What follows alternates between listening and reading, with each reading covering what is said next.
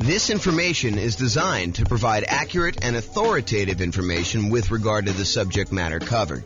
It is offered with the understanding that the presenters are not engaged in rendering legal, accounting, or other professional services. If legal advice or other expert advice is required, the services of a competent professional should be sought.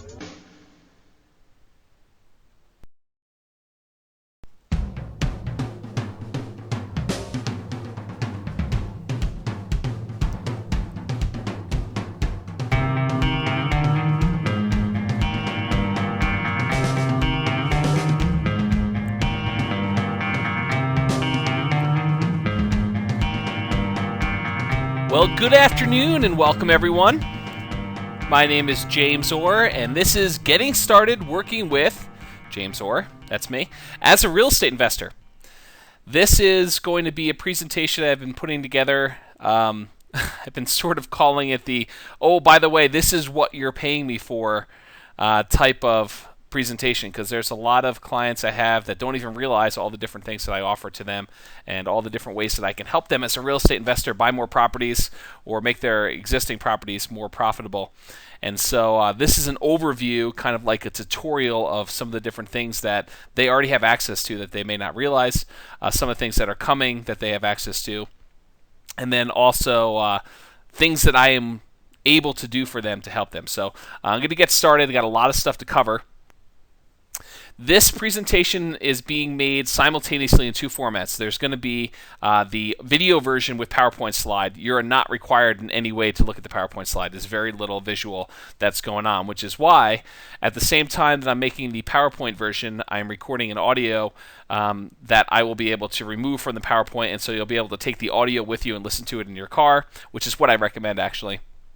I recommend you take the audio, burn it to a CD or two, and then bring it with you so that you can listen to and learn about all the different things that you have available to you with me working with you as a real estate investor or real estate entrepreneur. And there's a difference in my mind, by the way, in case you haven't heard me talk about that before. Real estate investors actually usually invest their own money. Real estate entrepreneurs, they invest their time and resources and knowledge, and usually do not use any of their own money in order to do transactions. So real estate investors and real estate entrepreneurs are different in my mind. So either one, though, basically if you're working with me as I'll use the generic term real estate investor, which is what usually people think of, but if you're working with me in either of those capacities, this is information about what you can get. And so the audio and the video versions are available. They're identical. The video one, you'll be able to see the slides, which does not have a lot of extra information, if any, for you to look at. So you can watch either one, or I would do the audio if it were me. So the objectives of this particular presentation is to give you an overview of working with me as a VIP concierge real estate investor buyer client. That's what I call real estate investors who are working with me with a buyer agency agreement. And so that is my high level usually hourly based clients that are working with me in order to find real estate properties and a whole bunch of other stuff. So I'm going to talk to you about a lot of things in this presentation. Like I mentioned before, this is what I'm calling, hey, by the way, this is what you're paying for, this is what you're getting, this is what you bought type of getting started guide. You can listen to this, and I probably encourage you to listen to it more than once, because you'll listen to it once and your mind will start going off and thinking about something else and how you can use me to do one thing, and you won't hear what's on the next slide. So I do encourage you to listen to it more than once. You'll get ideas about different things you can do and how I can help you by listening to it more than once, so I recommend you do that. And remember, don't feel overwhelmed. This is intended to kind of get you excited and spark your interest and say, oh, wow, he could do all this stuff for me. But don't ever hesitate to give me a call and say, hey, I'm having this particular challenge, or I need help with this, or I know you mentioned you may have a resource for this, or what do you do for this type of thing? Give me a call or an email. And these things are constantly evolving. I'm recording this on June 2nd, 2012. And it may be dated by the time you listen to it, so realize there may be more stuff added, there may be things removed. This is a dynamic, constantly evolving service.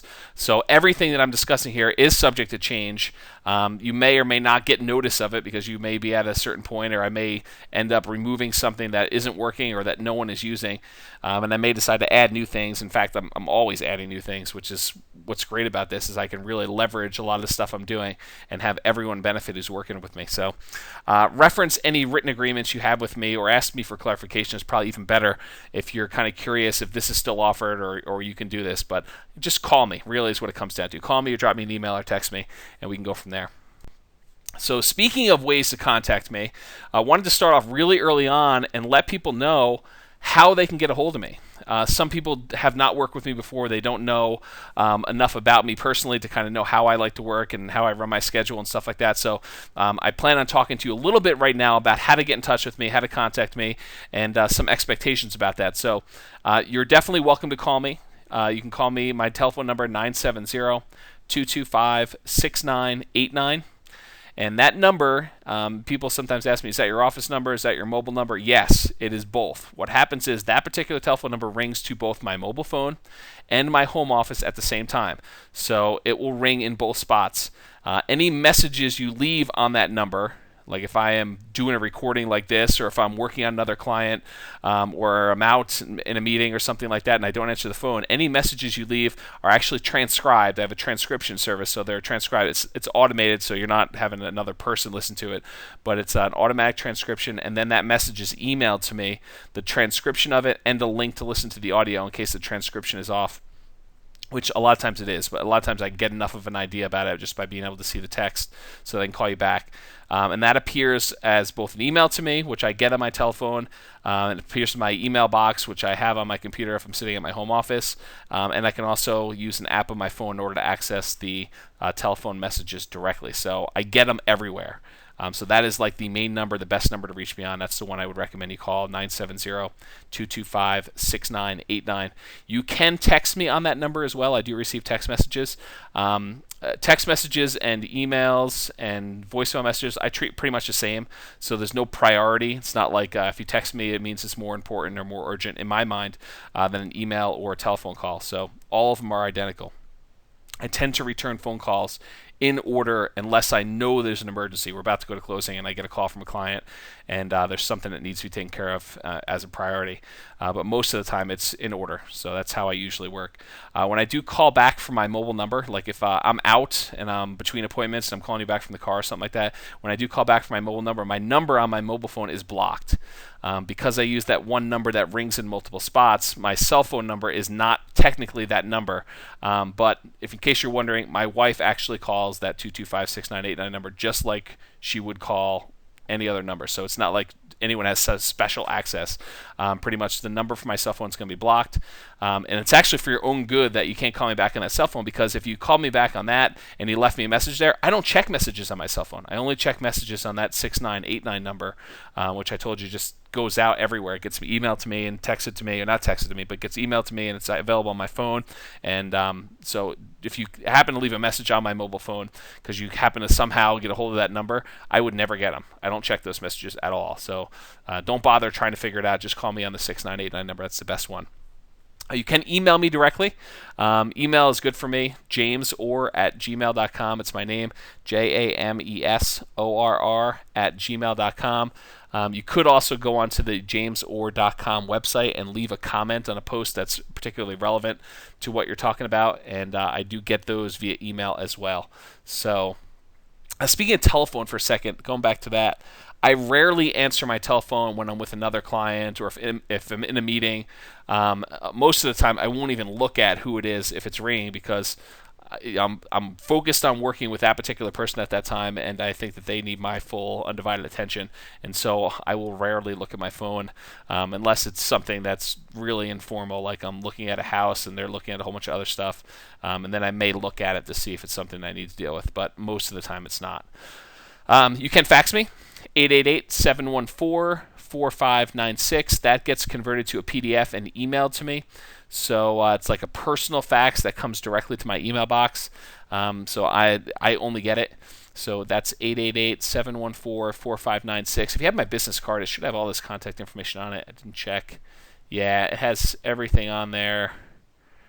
Yep, it has my fax on there and my mobile phone and my email address at my website.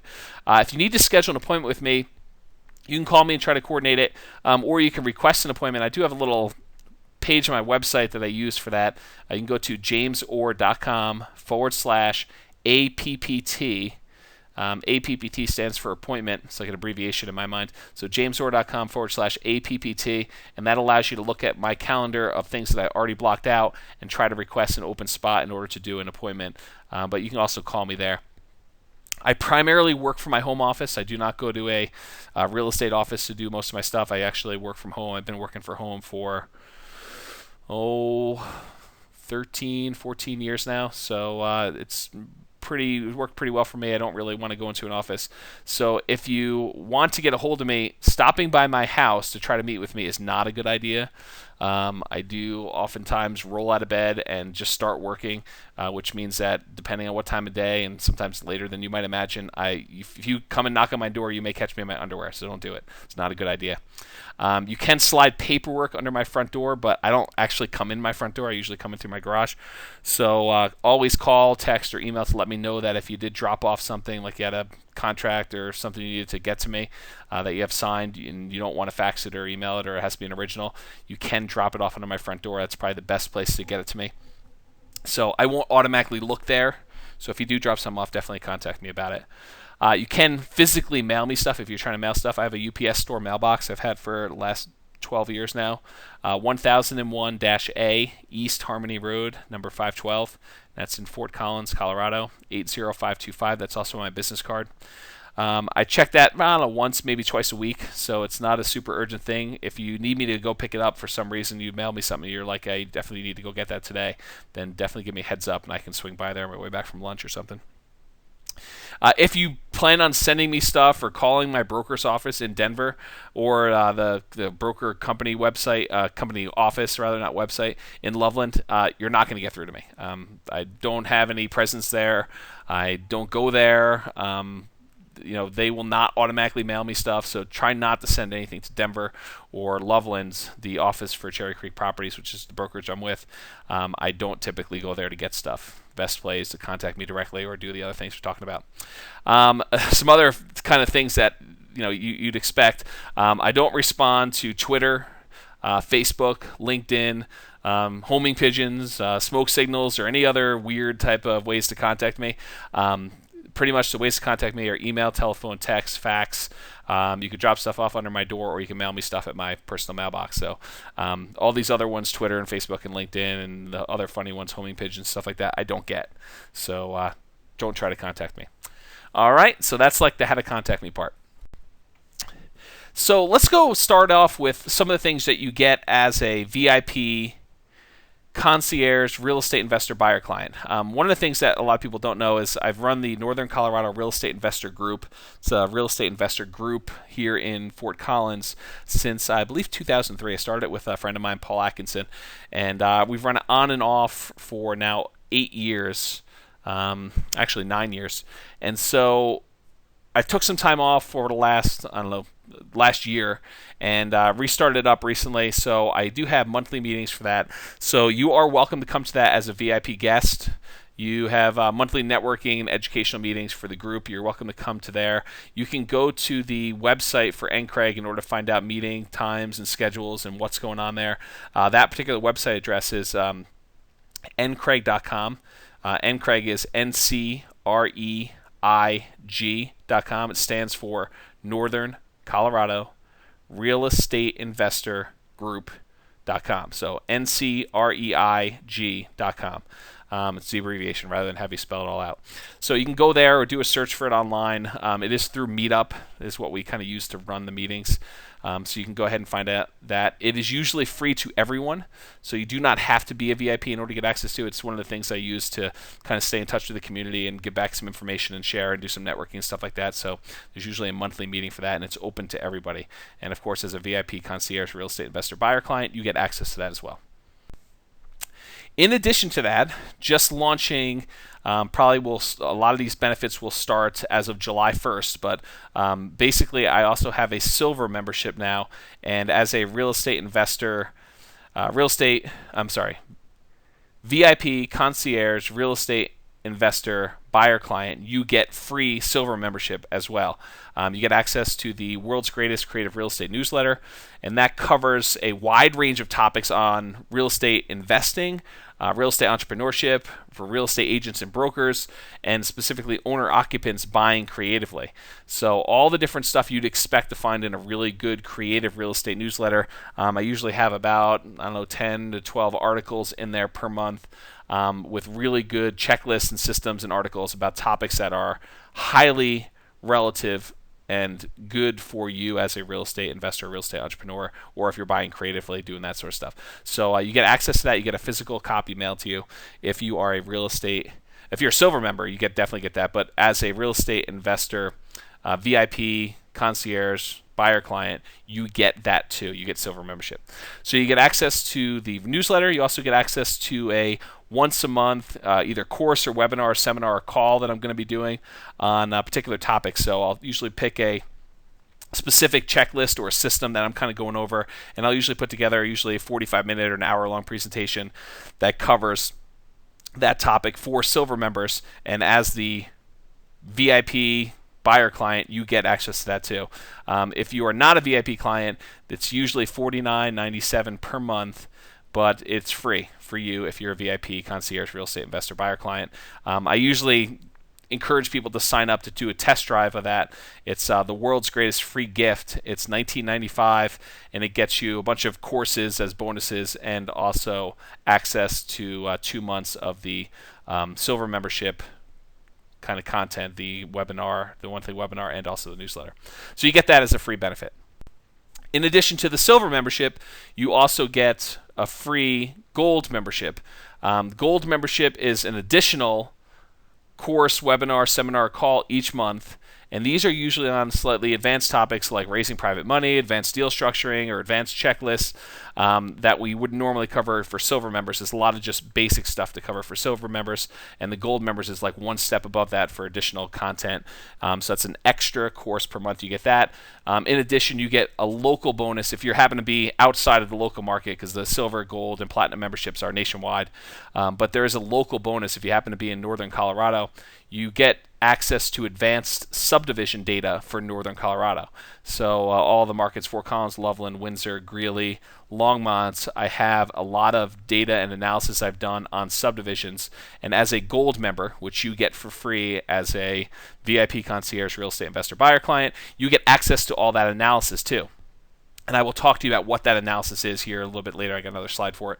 But that's especially helpful if you're a local gold member for finding out what's going on in a certain subdivision. Are people buying at a discount? Are people paying a premium? Are days on market increasing or decreasing? Or what's going on? So if you don't have a login and password to the website, it's jamesorr.com, and you're not getting access to those advanced subdivision data stuff, go and just contact me, and if you're a member, I definitely give you access. So that's jamesorr@gmail.com is my email address, and I can make sure that you are a gold member, that you're supposed to have a free gold membership if you're a VIP client, and I can give you access to that. Gold membership is usually $197 per month, and it does include the NCREIG and silver membership plan, so it's not like you're paying $50 a month for the other one and $197. This kind of replaces that, and so you get like 2 seminars instead of the one, and access to that data and stuff. So it's usually $197 a month. It's included for free as a VIP client. Platinum membership benefits. So as a real estate investor, VIP client as well, you also get platinum. The platinum, there's an additional course, webinar, seminar, or call per month, and that is usually on very high level topics like automating your business and outsourcing and hiring people and doing a lot of stuff like that. That is part of what's covered in the platinum. Of course, if you have advanced topics, you want kind of mastery knowledge of additional normal checklists and more normal systems. We could talk about that too. For local clients, you also get additional access to property analysis data for northern Colorado only. So, somebody asked me before, one of my clients that has since become a VIP Concierge, Real Estate Investor, Buyer Client, once asked me, can I just buy access to your data? And the answer at that time was no. I didn't have a plan for that, and I have since come out with a plan. This is launching July 1st, but I probably could sneak somebody in earlier. I just need to find time to do the coding to make sure it all works right. But basically, the access to my website where I give net operating income, capitalization rate, first year cash on cash return, 5-year internal rate of return, all those calculations for looking at a particular property, you can buy access to that. It's like a monthly subscription, and you get access to that stuff. What it specifically does not cover, and I want to be clear because there's a subtle difference here. You get the automated analysis that does net operating income, cap rate, first year cash on cash, and 5-year internal rate of return as a platinum member. But if you want me to say, hey, look, this property is one of the ones that is a deal, and have you email that and have me analyze every single property for you every single day that comes on the market, and then manually tell you which ones are deals and which ones are not deals, or see my notes as to why something looks interesting or does not look interesting to me, that is only available to the VIP Concierge Real Estate Investor Buyer clients. They are paying for that service. That's one of the things that they're paying for, is that for 2 hours a day, I go and I look at every single new listing in Fort Collins, Loveland, Windsor, Greeley, Longmont, and I find the ones that are deals, and then I go and I contact you via email usually and tell you this is a particular deal, this is actually really good. So there is a difference between the stuff that platinum members get and the stuff that the VIP Concierge Real Estate Investor Buyer clients get. Although some people may say, well, they're both getting access to the website. Yeah, you're right. But one of them is I'm manually going through and telling you which ones are deals and which ones are not deals. The other one is you got to go and search through all these properties by yourself and actually do it. One of the things that I kind of came up with this whole model, and one of the things that I was really frustrated about and why I came up with it is I asked myself, I'm a real estate investor, I'm a real estate entrepreneur, I've been buying properties, and what would I want a real estate agent to do? Because one of the most frustrating things for me was when I was trying to have other agents help me find deals in the past, is I'd go to them and say, I'm a real estate investor, and they'd be like, great, I'd love to help you find some deals. Say, great. And I'd tell them a little bit about what I wanted, 3-bedroom, 2-bath type homes, in this part of neighborhoods, and they have to be at a big enough discount where I could buy them, and they'd go back to their office and they just send me properties from the MLS at random that were 3-bedroom, 2-bath between 150,000 and 250,000 or whatever the price range I was looking at, and then they'd want me to go analyze the properties and tell them which ones I wanted to see. That is very similar to what platinum members get, except I do a lot of calculations for you. Okay. However, the VIP Concierge Real Estate Investor Buyer clients have me actually go through and manually look and say, this one's a deal, this one's a deal, this one's a deal, this one's a deal, and I tell you why it's a deal, and then I show you all the calculations and that stuff. That is the higher level service that I would have wanted another agent to have offered me, and that's why I offer it as a service. Okay, and so we'll talk a little bit more about what that is, but the subtle difference is platinum members can get access to this, just the data, and the VIP members can get access to me doing the analysis.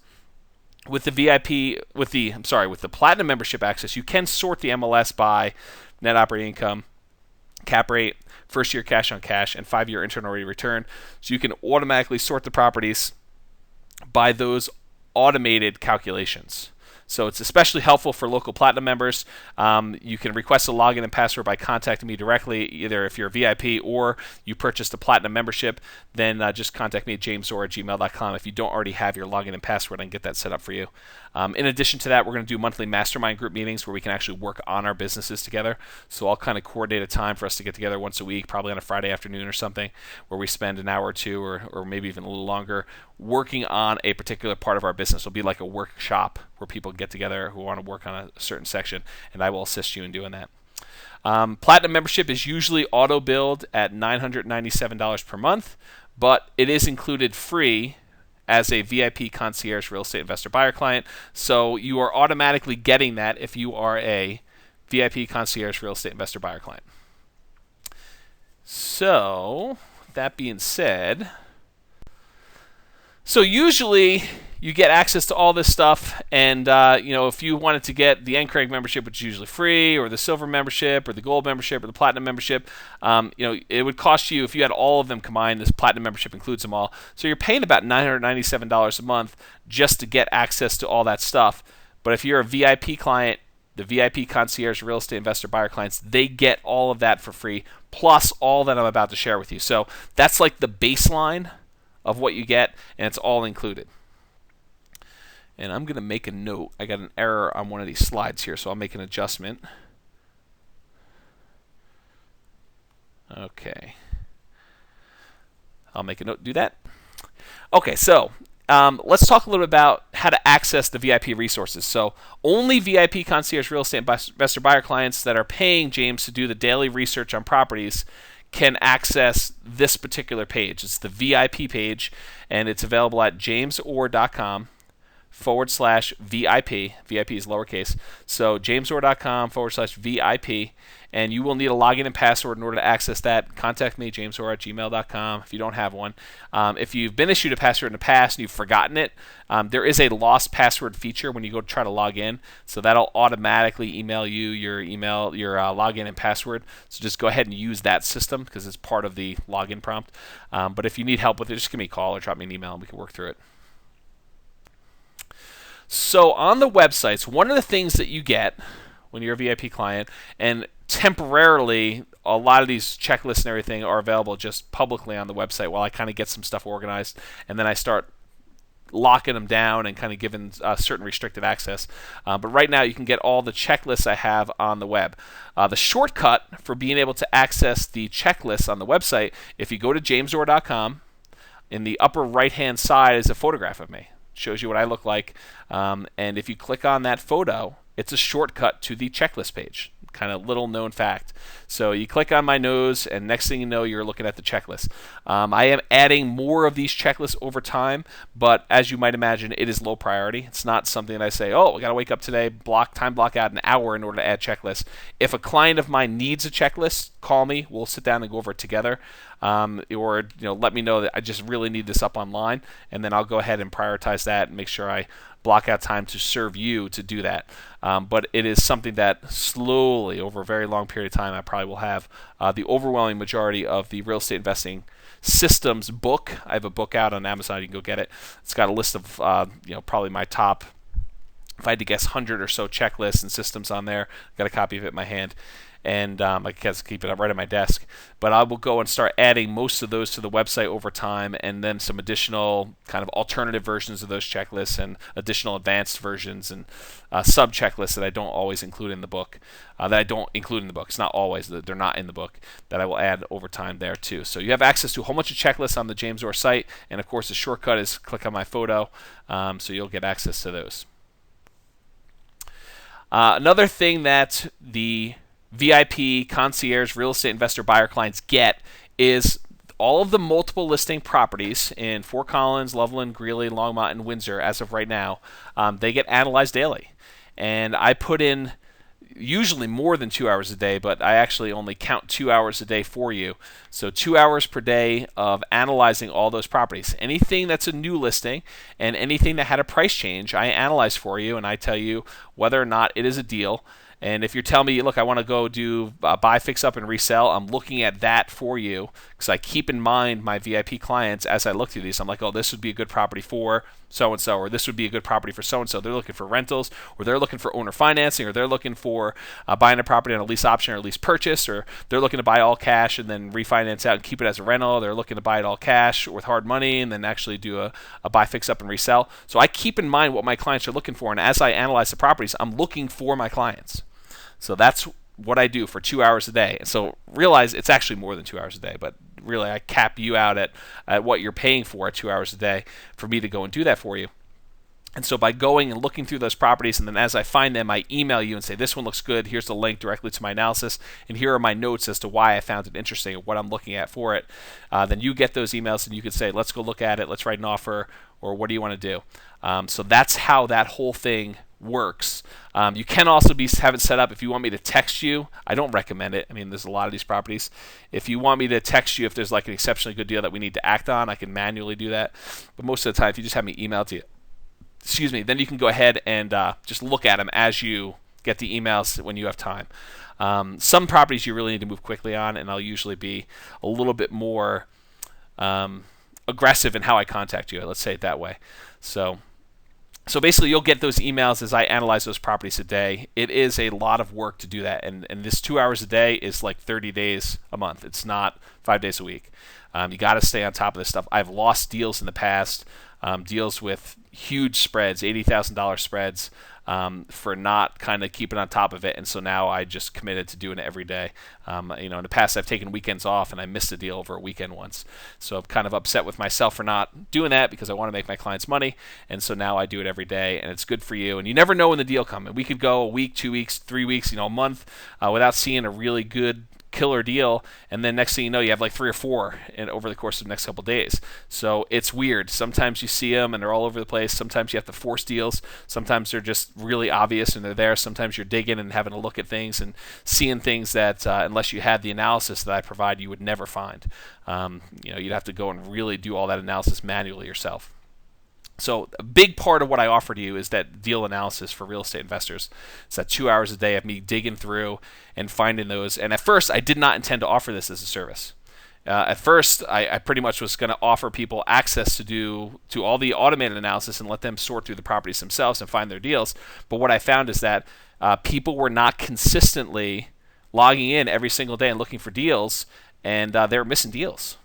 And so it finally occurred to me that, if I were the real estate investor, I'd actually want my real estate broker or my real estate agent to be looking through every single one of these every day and doing it for me. And so I said, okay, I'm going to do it for my clients. And so that's why I do it every day for you. It's 2 hours a day. A lot of days it's not fun. Because it's a grind. The overwhelming majority of properties, 99% of the properties you look at, so 99 out of 100 are just not deals. They're like retail properties at retail prices. They don't look interesting at all, and so you end up just not really getting excited about it. And then it's that 1 or 2 that you look at after looking at 100 or so that you get excited. You're like, wow, this could potentially be a deal, or this is a deal. We should move on it. So it takes a lot of just sifting and sorting through this stuff in order to find the ones that are deals from everything else that is not. So I do that for you as a client. So what do I analyze these properties for? Well, I analyze them for buy, fix, up, and resell. That's one that most of my clients are looking for. If they had a property where they could buy it at a big discount, they could do some fix up or some updating and then immediately resell it for a big chunk of cash, they would be willing to do that. And there are clients that are. So if you want to do that, we should talk about what your criteria is for that so I can look at it and see if I can make it work. And if I don't have the automated analysis in place, I'll go ahead and tweak it so that it meets your buying criteria. That way I can look at it without doing a lot of stuff manually. It'll automatically do your analysis criteria and say, okay, this meets your criteria, or it's really close. We can make an offer and make it work. And then we should go ahead and do that. So I have a whole bunch of tools for making running the numbers super easy. But if you need me to tweak that or modify it to meet your needs, just call me. That's what's great about being able to do this, is I'm catering to you. Anything you need in order to make finding deals easier, both for me looking for you and for you looking for yourself, then just let me know. So buy, fix, up, and resell is one of the things I analyze, and also buy and rent. I have tools on there for running long-term analysis. A 1-year cash on cash if you're buying with a new loan, and a 5-year internal rate of return calculation if you're buying with a new loan and kind of keeping it for 5 years and then planning on reselling it. Some people are going to want to do a buy and then like a rent to own in order to do something creative on the exit side. If you need that, I haven't built it yet, but if you need that because that's your model, then let me know and I'll build an analysis engine that does that calculation for you and shows you which properties would be best, and we can make it so that you can ultimately sort by whatever is going to be the best deal for you, and so you can always see that. That's one of the great things. I get so excited when I know that the clients that I'm working for, no matter what their strategy is, and I've seen most of these strategies, I've used almost all of them.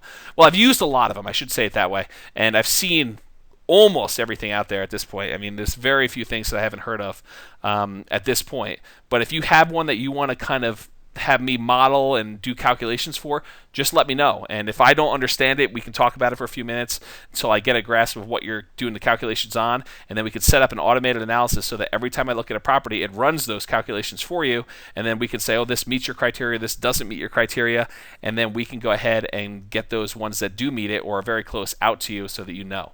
So that's why I get excited. It's that no matter what you're doing, we can help you. We can help you find it, and I'm willing to be flexible and work with you in order to do it. Unlike a lot of other agents that if they don't see how they can immediately get paid, they can't quite do it. I mean, for lease options, for example, a lot of agents are figuring out, how do I get paid with a lease option? There's a lease part of it, and I might not get paid for a year or 2 years down the road until you actually close on it. And if you don't close on it, I don't usually get paid. Well, we can kind of overcome that obstacle by the way we've structured our agreement together. And so I'm not opposed to you doing lease options or lease purchase. In fact, if you want to do them, just let me know, and we'll do those calculations for you. So those are how I analyze properties.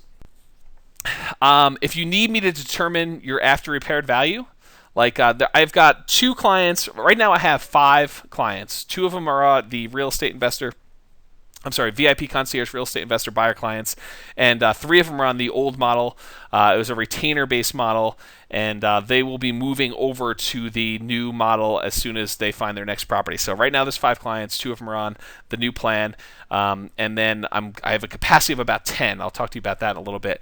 But if certain of those, the reason why I told you I had that many clients is 2 of the 5 are real estate brokers themselves. And so they feel very comfortable going out there, having access to their own multiple listing service, and determining their own after repaired value. But if you need me to determine after repaired value for you, you're like, okay, go do this calculation, or I'm interested in this property. Tell me what you think it would be worth if we went in there and did fix up on it. What do you think we could sell it for? That takes time to do. So if you need a broker price opinion, which is what we're talking about doing. You're asking for a real estate broker to give you an opinion on price, and it's only an opinion. There's no fact, it's definitely worth this amount. But I can go in there and I'd say, based on what has sold, based on what is on the market, I think that you're probably looking at being able to sell this property in this sort of range, depending on what kind of fix-up you do to it and what needs to be done. But if you need me to do that for you, if you need me to determine after repaired value, all you need to do is ask. As a VIP Concierge real estate investor buyer client, it's one of the things that I offer as a service. So I do a certain analysis based on a couple of key calculations, and I say, this one looks interesting, looks like it is undervalued. And if you say, that does look interesting to me, let me know what you think the after repaired value is, and I'll go ahead and do that work for you. I'll block out time to go sit down and do that. How long does that usually take? If it's like a really easy subdivision, 15 minutes. In order to get you a really good idea. If it's a much more challenging subdivision, could be 30 minutes, could be as much as 45 minutes in some cases.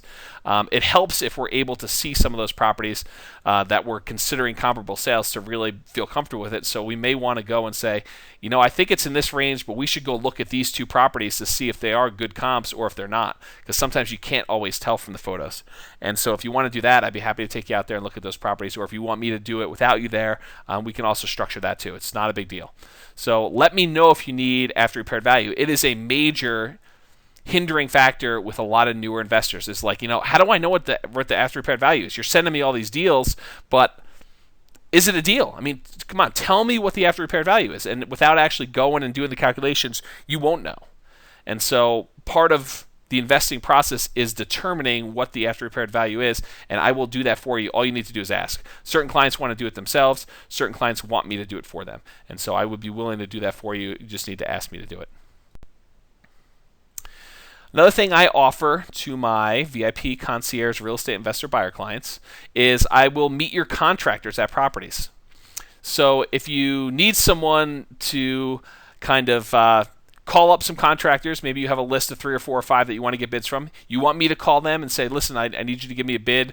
We're going to be buying this property and we want to get a bid on how much it is. You want me to call them up, schedule an appointment, go physically meet them at the property, stay with them to have them give me a physical bid for the property, collect the bids, and then give those bids to you to ultimately make a decision. I'll do that for you. Which most real estate agents will not do that. You want me to do, check on the progress of work that they've been doing at the property. You want me to send you photos. Whatever you want me to do with your contractors is kind of a service I offer that most agents will not. I will do that for you. Just let me know and we can coordinate it and I can tell you kind of what we're doing. So anything you need with that, just let me know. I used to offer this service to clients that were on just retainer, but very few people used it. And I'm kind of surprised. So if you need me to go preview properties for you, this is one of the things I would have wanted done as a real estate investor if I was hiring another real estate agent to do stuff for me. I would have wanted them to offer to say, listen, the property's vacant. Rather than have you go and spend an hour or 90 minutes out at the property making a list of all the things that you need repairs, why don't I go out there and this is the real estate agent talking to me, and I'll go take photos of all the different parts of the property, not just like, oh, here's a photo of the living room, but like, okay, here's the photo of the light switch, we should replace this. Here's a photo of the baseboard, it kind of needs to be repaired. Here's a photo of some of the stains on the carpet. You can make a decision as to whether or not you think we can clean them or you think we should replace them. Here's a photo of the light fixture, like detailed, lots of photos so that you can see almost as if you were there without you being there, but you could probably take 10 or 15 minutes and just flip through the photos and see approximately what needs to be done in repairs, rather than spending 90 minutes going out there to the property and doing it. That's what I would have wanted an agent to do for me, and that's what I actually offered to clients. Only had one client take me up on the offer, and I guess they were happy with it, but clients like looking at properties. So if you need me ever to go preview a property, you're busy, you got something going on, you're like, James, can you run out there and check out that property and let me know, or take some photos so that we can see what the repairs are? I could do that. You want me to meet your inspector at the property? I can do that. So you want me to just call an inspector and schedule that for you? I can do that too. So all this stuff that you may want to need in order to have properties inspected or get things done like that are all services that I offer to my VIP Concierge Real Estate Investor Buyer clients. One of the other things you get, and I apologize for these being a little bit out of order, I just was brain dumping all the things that I could do for you so that you knew. So one of the things you do is you get access to all the previously highlighted deals. So if I went through and 3 months ago, I sent out an email to my clients and said, this thing could possibly be a deal. It just came, because when I analyze properties, it's usually when it just comes on the market, or if there's a price decrease or a price increase, price change, any price change. And so if I analyzed the property 3 months ago and I said, this could be interesting, it's sort of close, we'd have to make an offer that would be below asking price, but kind of watch it, and I send that email out to all my clients, well, there's not really super a lot to do when I first send out the email. But 3 months go by, and now the seller may be a little bit more motivated, and they haven't quite dropped the price, and so it hasn't really come back up on our list. You can go and access all of these previously highlighted deals, all the deals I've sent out before, I've marked that look interesting. So you can go to the jamesorr.com/VIP, and this is for VIP Concierge Real Estate Investor Buyer clients only. You need to have a password and be at that level. And then you can select Properties Starred by James for you. It's one of the options in the dropdown and in the list of different lists of properties. Properties Starred by James for you. Click on that, and you will see a list of all the properties that I've starred, and you can kind of order them by any number of things, by profit, by date analyzed, by anything you want there, and you'll be able to see my notes on the property. That's why I sent it, and you'll be able to click on it and see the full analysis to kind of go ahead and do that. So really good tool for you to be able to go and look at properties that I analyzed a month or 2 months or 3 months ago that you should probably revisit and make offers on, because people get motivated over time. Sellers that have had properties listed for 3 months, 6 months, 9 months, if they haven't gotten an offer on the property, they may be much more motivated to accept an offer from an investor at an investor price, having had it sit on the market for that period of time. It's good for them, it's good for you, it's good for me. It's good for everybody involved. So at that point, we should start talking to them and see if what you can do is a good fit for them. So you can access all those. All right, the universal property search. If you've never seen this before, just get with me and I will be happy to show you a demo of it. But basically, it allows you to search the properties on the MLS by a number of criteria, much more criteria than you can on the regular multiple listing service. So you can see on this universal property search page which columns you want to see. For example, if you want to see the address of the property, the difference in the price from the assessed value, the price based on the price per square foot calculation to see what potential profit is that way, by the internal rate of return, by the first year cash on cash return, by the capitalization rate, all those different things. You could sort the entire MLS by those types of numbers using the universal property search. So you can select which columns you want to appear, what order you want to sort the properties by. You can limit it by price range. You can limit it by the city. You could say, just show me HUD properties, just show me REO properties, just show me short sale properties. You could almost use it, and I do use it, as a workflow. So when I log in this morning, every morning, in order to go look at properties and analyze them for you, I literally use this as a workflow list of properties to go do. One of the major links that I have on there is properties to analyze. So I click on that link. It shows me all the new properties that have had a price change or that are newly listed that I have not yet analyzed, and I go through in order from the top, one at a time. Next one, next one, next one. And as I analyze them, they get removed from that list so that when I'm finally through all the ones I have to do that day, that list is 0 for me. It has none left. Now, if you first log into your account, it's going to have all the properties in there for you to analyze. So in order to get caught up, you'll have to go through a ton of properties. So what I would do is just as you start going through and you look at the ones that I've analyzed for you, just go ahead and mark those off as analyzed, and then sort by the ones that look interesting to you. REOs are typically interesting ones to look at. Short sales are interesting to look at. HUD properties are interesting to look at. Properties, you could sort them by the assessed value and start at the difference of list price to assessed value. So you can start off with the biggest ones by profit there. You can sort by all these things and then just go through one at a time in order, and then you won't have to do all of every single property ones, although if you wanted to, you could.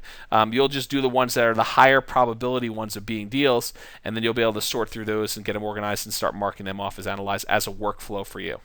I know this may sound confusing if you've never been in there before.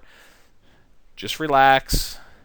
Give me a call. I'd be happy to sit down and go over it with you once, twice, 5 times, 10 times, whatever it takes. And every time I go over it with somebody, I've got clients that I've shown this stuff to like 4 or 5 times, and every new time I sit down with them, they pick up a new subtlety to it because they're not using it for 5 or 6 hours a day like I am. And so I can show them, look, if you do it this way, you can see this list, and this is why it does this. And until you've gone over it lots of times and you've really become accustomed to it, you don't realize just how powerful this universal property search page is for just staying organized with the properties and notes and calculating out all the different things about what makes a deal and what's not a deal, and how to look at the MLS in a way that you may not have been used to doing. So call me and I'd be happy to go over it with you, or I do it all for you as well, so you don't have to use it, but it's really good if you want to start using it. And that's included free, by the way, for VIP, Concierge, real estate investor buyer clients. You get access to the Universal Property Search page for free, and you get all that analysis. All right, city analysis. So I do a lot of data analysis on a city level, on a subdivision level, and then on an individual property level. So I'm going to go over city analysis. I'm going to quickly run through what's covered here, but just realize if you need more data done, I could do that for you. So this is what I currently have. And it may not be an all-inclusive list. I may have forgotten some pages I made. Like, I definitely have pages where I list the subdivisions by price, by number of transactions, and if you need one where you're listing the top subdivisions by days on market, or the top subdivisions by number of investors, or which ones are the best fix and flip subdivisions. I mean, I could do all that calculations. I just may not have gotten to it yet. But if you need that, I definitely can. So for city analysis, the easiest way to get there is you go on the right-hand side of jamesorr.com and it lists the major cities. So, for example, click on Fort Collins. Then you'll want to click on Fort Collins real estate market updates, and most of the city analysis is under that category of blog posts. So if you go under there, and if you have a different city, just change the city name. But go under there, you can see the number of properties listed and sold by city for the year. So the number of properties listed in Fort Collins, number of properties sold in Fort Collins, the number of foreclosures in Fort Collins for the year. I'll show you the top 10 selling subdivisions in that city for the year and the price range of the sales in that subdivision, the average and the median home prices by bedroom. So what's a 3-bedroom home selling on average, and what's a 3-bedroom home selling for on median in that particular city for that particular year. So you have all that data available to you. If you don't know the difference between average and median, average is you take all the numbers in a pool of numbers, you add them all together, and you divide through by the number of numbers that there were. So, you got 10 numbers, you add them all together, divide through by 10. And what that number equals is the average. Median is, let's say you have 15 numbers. What you do is you say, okay, let's order all 15 numbers from highest to lowest. I'm going to pick the middlemost one, and that's the median. Okay, they are different. Sometimes we want to look at average. Sometimes we want to look at median. They really do have some subtle differences to them. So if you want to talk about that, though, let me know. I'll get together and talk to you about it. And again, as I mentioned, if you need anything else on the city analysis, just let me know. But I've got a lot of city data as well. For subdivision analysis, just like I was telling you about city, you can go and access any subdivision's analysis by clicking on the subdivision's name. So when you read about a particular property, it'll say this property is located in blank subdivision. If you click on that subdivision name, it'll take you to the analysis I've done for that subdivision. For the subdivision as a whole, here are some of the calculations and things I do. I go over the historical discount or the premium from the list price that people have been paying over time. So you can find out if people are paying over market price or under market price. How much are they typically paying over or under market price? What's the average or the median? What's the high and the low? And so you can see a trend for this over time as well. Really interesting graph. I've never seen that kind of shown before in this format. And I do it for all, I think there's like 1,200 or 1,300 subdivisions that I cover right now. And there's probably more going to be added over time. But you can go ahead and do all that in that chart. You can see each one for each subdivision. And certain subdivisions are small. They've got 10 properties, and so the data I have for them is relatively limited, so they don't mean as much. The mid-size, the larger subdivisions, the data is much more consistent, much more meaningful. So that's historical discount or premium, the number of homes listed and sold by month. I have that chart with and without foreclosures included.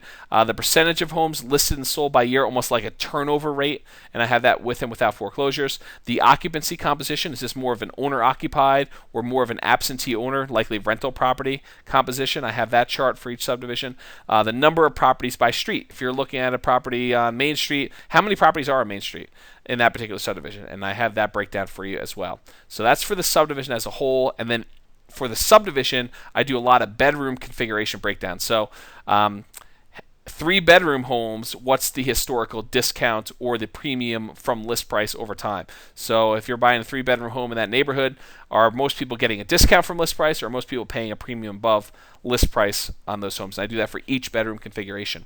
Also, the historical price per square foot of sold homes over time, so the high, low, and the median of the historical price per square foot for each bedroom in that particular subdivision. So you're buying a 2-bedroom home. What have 2-bedroom homes been selling for on a price per square foot basis? They've been selling for $100 a square foot, $110, $90. What's been the high, what's been the low, and what's been the median? And so you can see a trend of that over time for each bedroom. I can also tell you the count of the number of homes in that subdivision by bedroom. How many 3-bedroom homes are in Huntington Hills? How many 4-bedroom homes? How many 5? And so you can see that data really easily and find out if you're about to buy a 5-bedroom home in Huntington Hills, does that mean that there are a lot of other ones like that, or it's going to be easy to find comparable sales, or are there only 2 and it's going to be really hard to find comparable sales? I can also show you the average and median price of homes sold in that subdivision. So if you're buying a 3-bedroom home, what's the average price that the properties that have sold recently in that subdivision? What's the median of the properties that have sold in that subdivision? Also have the average price per square foot for homes, 3-bedroom homes in that subdivision, and also the average days on market. So if you're buying a 4-bedroom home, how long is it taking on average to sell that property in that particular subdivision? So a lot of analysis done for subdivisions, because I group a lot of my properties, I think, in terms of subdivisions, because you want to be using, in my opinion, a lot of properties in subdivisions for your analysis. You want to see what is similar and comparable and use that for calculations. So knowing a lot of data about the subdivision is critically important. And I'll talk a little bit later about the value of being able to identify deals and non-deals, and having this subdivision data makes a big difference. So we just went over the city, we just went over the subdivision. For property analysis, the analysis I do for you on an individual property is I will show you a gauge and a table of what is going on in that particular subdivision for this property. For example, I will be able to show you, of all the properties for sale in Huntington Hills, what is this property, where does this property fall in compared on a price level? So it'll show you all the properties for sale listed by price and show you where that particular property is. Is it at the high end of the price? Is it at the low end of the price? I will also say, how does it compare to other similar bedrooms? So if it's a 3-bedroom house, so how does it compare on a price in that subdivision to 3-bedroom homes? What about 3-bedroom, 2-bath homes? And I'll break it down even more.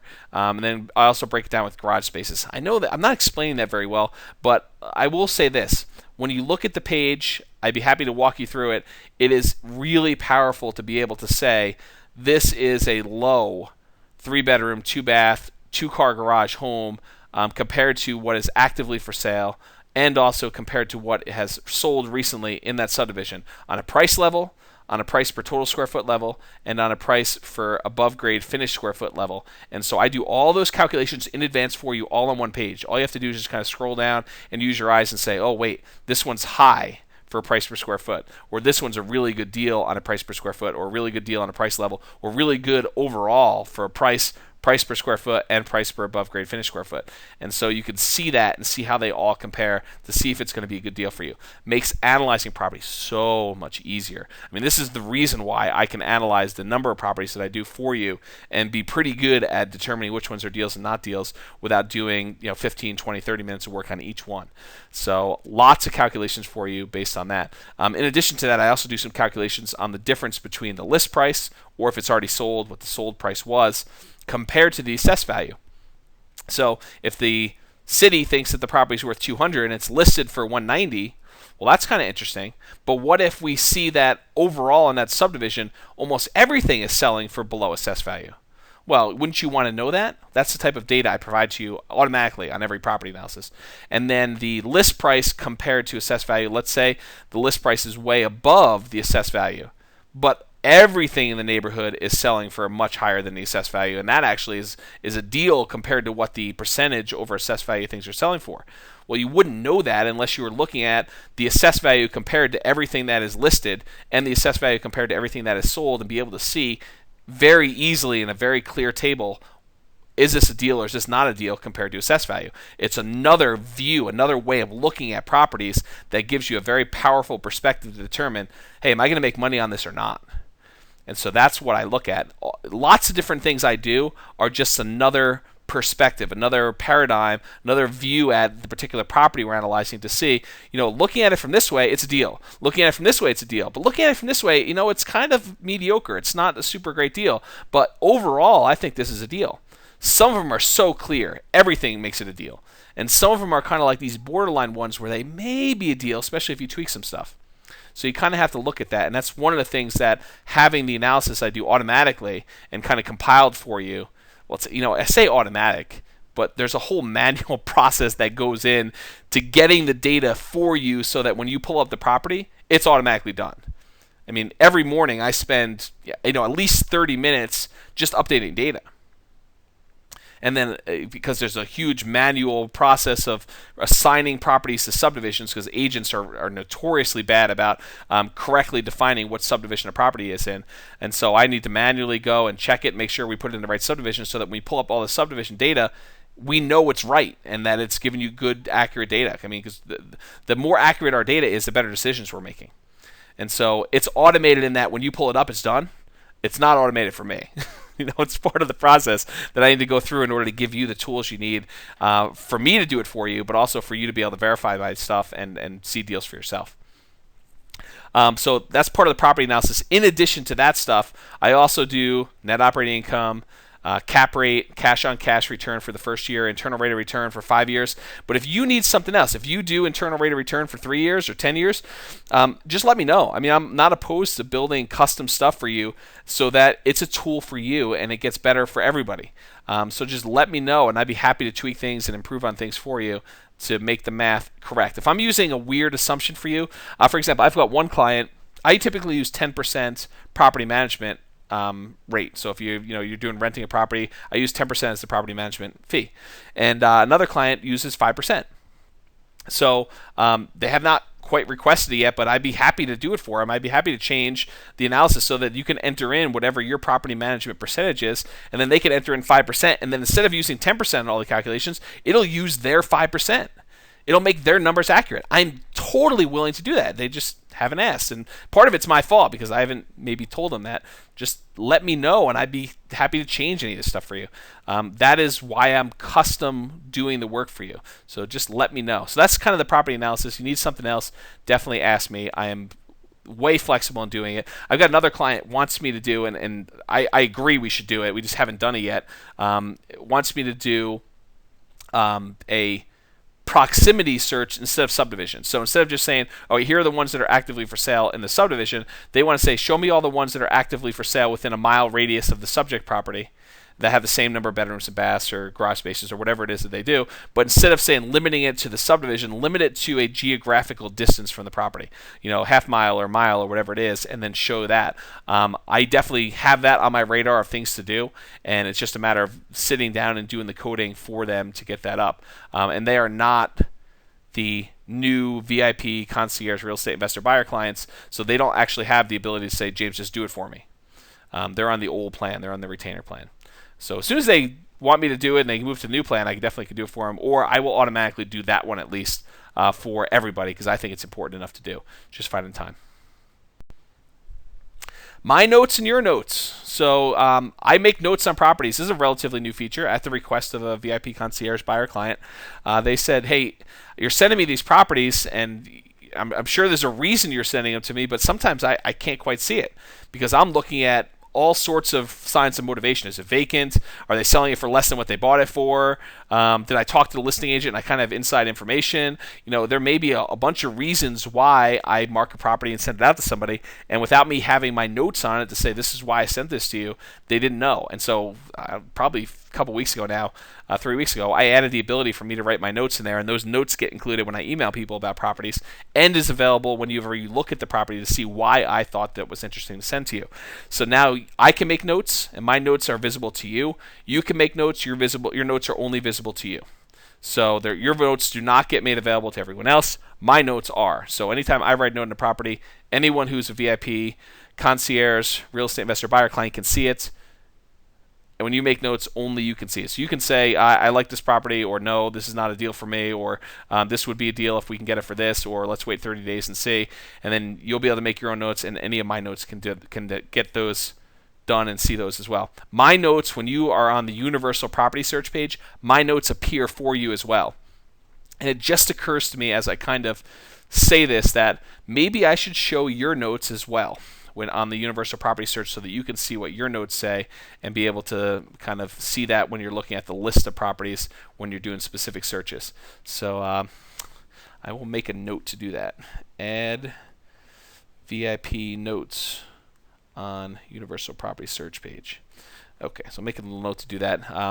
Who knows if that'll be done really soon. If you really need it, then let me know and I can move it to the top of the list. So you can make your notes, I can make my notes, and it makes it much easier to kind of track and coordinate and organize properties. One of the other things that I will do for VIP concierge real estate investor buyer clients is I'll sit down with them and I will set strategic plans and goals for whatever it is that they want to achieve. Having done this for a while, my family's been doing this since the 1970s, with real estate investing in general, and I kind of took over the family business a long time ago now, probably 2004. And then I did a bunch of stuff on my own as well since then.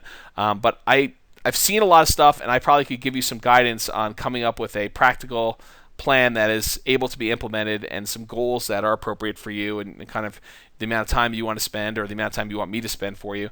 But I can help you develop that.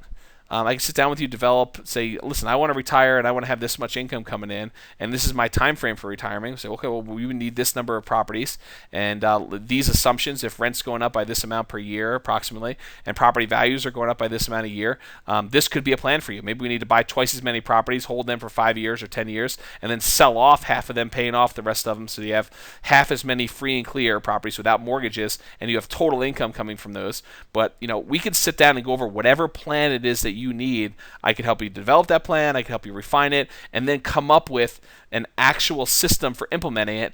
And because you are a VIP concierge real estate investor buy client, I can implement your plan for you. So you just say to me, James, this is what we want to do. And so I need to find 5 properties a year, and this is my criteria for buying properties, and so let's come up with what you're going to do in order to have that plan be implemented for me, and this is what I want you to do every day, and these are the things you can do, these are the things that I want you to call me before you do, and we just set up a plan, and it just gets done. And you can know that if we get the plan in place and we kind of document it and everyone agrees that it's going to get done. Everyone gets all excited and they have this great plan, but then you lose focus, you lose concentration a lot of times because you're just not, maybe you're not getting the positive feedback you need. Maybe you kind of get distracted by your regular work or your job or things going on in your family. Well, this is my full-time career. So if my full-time career is to spend a certain amount of time each week working your plan for you, that will be the plan. And so I will do that for you. We just need to sit down and go over that. So I can help you plan for it and implement whatever that plan is. And you'll see some of the extra services I offer are way beyond what regular real estate agent and real estate broker will do for you because of the way we're able to structure it, that I can do stuff for you that are really helpful and really good for you and your business and achieving your goals. One of the things that I have is the ability to run some very interesting statistics on the multiple listing service. One of the ones that's kind of fascinating to me, and I think other clients really find it fascinating because they keep talking to me about it, is my ability to run an analysis on the number of properties that were bought, fixed up, and then resold that were in the MLS.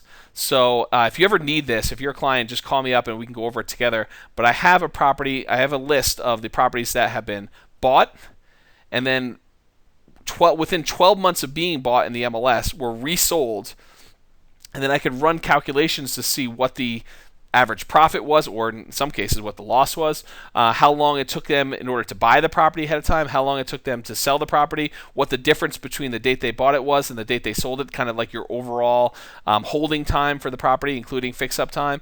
I can calculate typical what the best subdivisions are, what the best months of the year are, what the best cities are. I mean, one of the great stats I did for a client, they were not finding enough of the deals that they wanted in the main cities, Fort Collins and Loveland, that we were looking for, and we ran some calculations, and we determined that by adding in Fort Collins, Loveland, Greeley, and Longmont, they would be able to hit their numbers. And so we added 2 additional cities.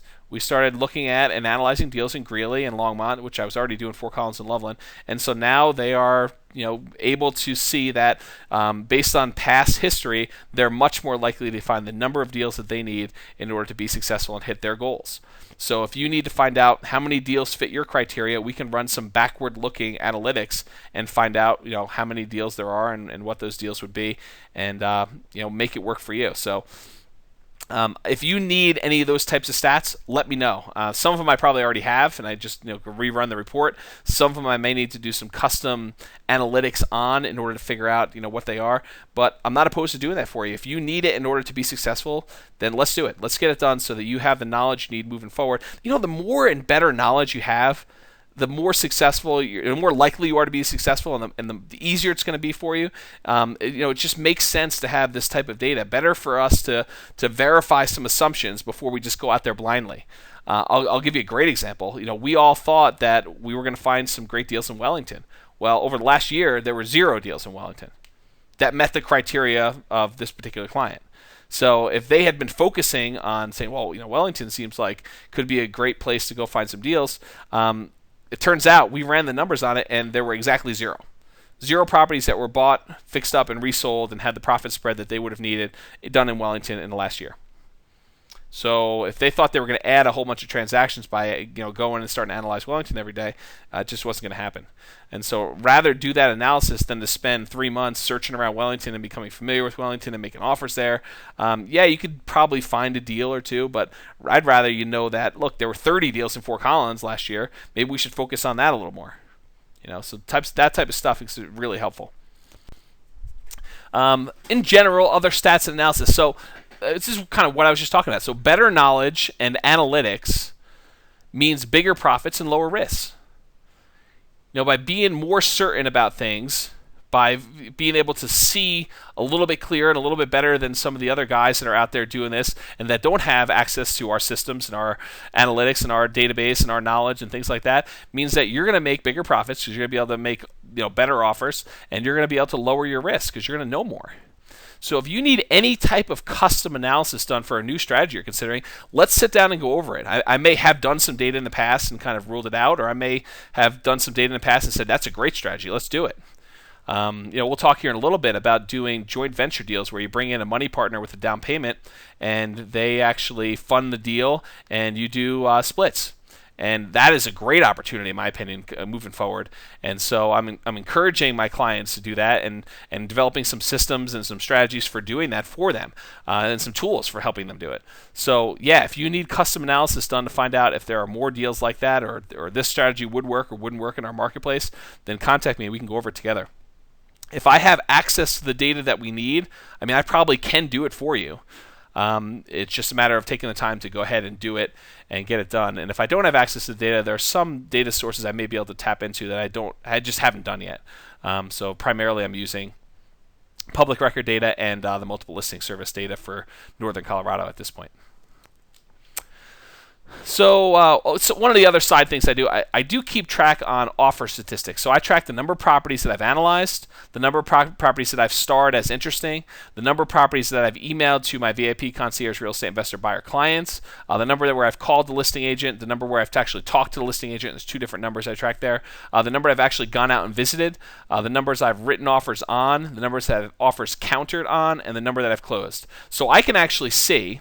And over time, this becomes even more valuable. But I've been tracking this now, I don't know, probably for a couple months. But I can actually go back and look and say, okay, I had to analyze X number of properties in order to say that, this number were interesting enough to star, and that I sent out this number to my clients, and that I talked to a couple agents on them, and that we visited this number, we wrote offers on this number, and had this percentage closed. So I could say of every 100 properties analyzed, and I'm just making this number up top of my head, out of every 100 properties analyzed, we've closed on 1. Probably more like a couple hundred, but basically you can see that I can run those numbers and be accurate about it because I'm starting to track them. And so you'll have access to that, and part of the VIP Concierge Real Estate Investor Buyer clients, it's on the VIP page. It actually has offer statistics. Click on that link and you'll be able to see some offer statistics there. And I'm not sure if I'm showing your offer statistics on there. I think I am, but I have an overall offer statistics kind of chart that I have for myself. And if you need to see that, give me a call and we can sit down and go over it together. Case studies. Remember I told you before I went back and I looked at the number of properties that were bought, fixed up, and then resold? Well, if you ever want to go look at the initial transaction, you want to look at the initial MLS sheet and then the second MLS sheet from when it was sold, let's go do it. I mean, you want to go take those 2 different MLS sheets and see if you can identify what made it a deal the first time, and then why it sold the second time. What did they do in order to get it done? Let's go do that. And if you want to do it in real time, we could actually even go look at properties that were bought within the last 12 months and now they're currently on the market, and go walk through all the properties that are being done as buy, fix, up, and resell. You can get ideas about things that are working, things that are not working, for finding what deals are happening in our marketplace that's actually happening in real time. So the more we can learn from the past so that you can make better decisions now in the present or in the future, I think the better off we're going to be. And so I'm all for giving you access to as many case studies as you'd like to go look at and working with you to learn from them. I'm constantly learning too. So yeah, I know quite a bit about some of this stuff. I read a ton of books. I listen to a ton of audio programs. I do a ton of stuff myself, but I'm still learning new stuff. I'm constantly asking clients and non-clients, what was working for you? What happened there? Why'd you do it that way? Why didn't you do it that way? And so I'm learning and refining things and making better improvements and improving on my own checklists and systems and helping clients kind of implement the best strategies of what's working now in their business. And so looking at case studies, I think, helps everybody. So I'm all for it, and if you need me to help you do that, I'm more than willing to do it for you. So there is a list, kind of an informal list. I kind of have like a little drop list of the things that I plan on improving on the system. There is a link to this special list at the bottom of the VIP page. If you go to jamesorr.com/VIP, at the very bottom of it, there's a link that says kind of see the things that James has planned or planned improvements or something like that. So I kind of usually just dump ideas in there, and then at some point I go back there, or if a client says I want to do this now, I kind of move it up to the top of the list, or I'd say, well, how soon do you need it? Well, I really need it this week. Okay, so I'll go ahead and do it this week and I'll get it done. But I have a list where I keep track of all that, and you can kind of see it if you want to see where we're heading at the bottom of that page. There may be some stuff I haven't quite added to that.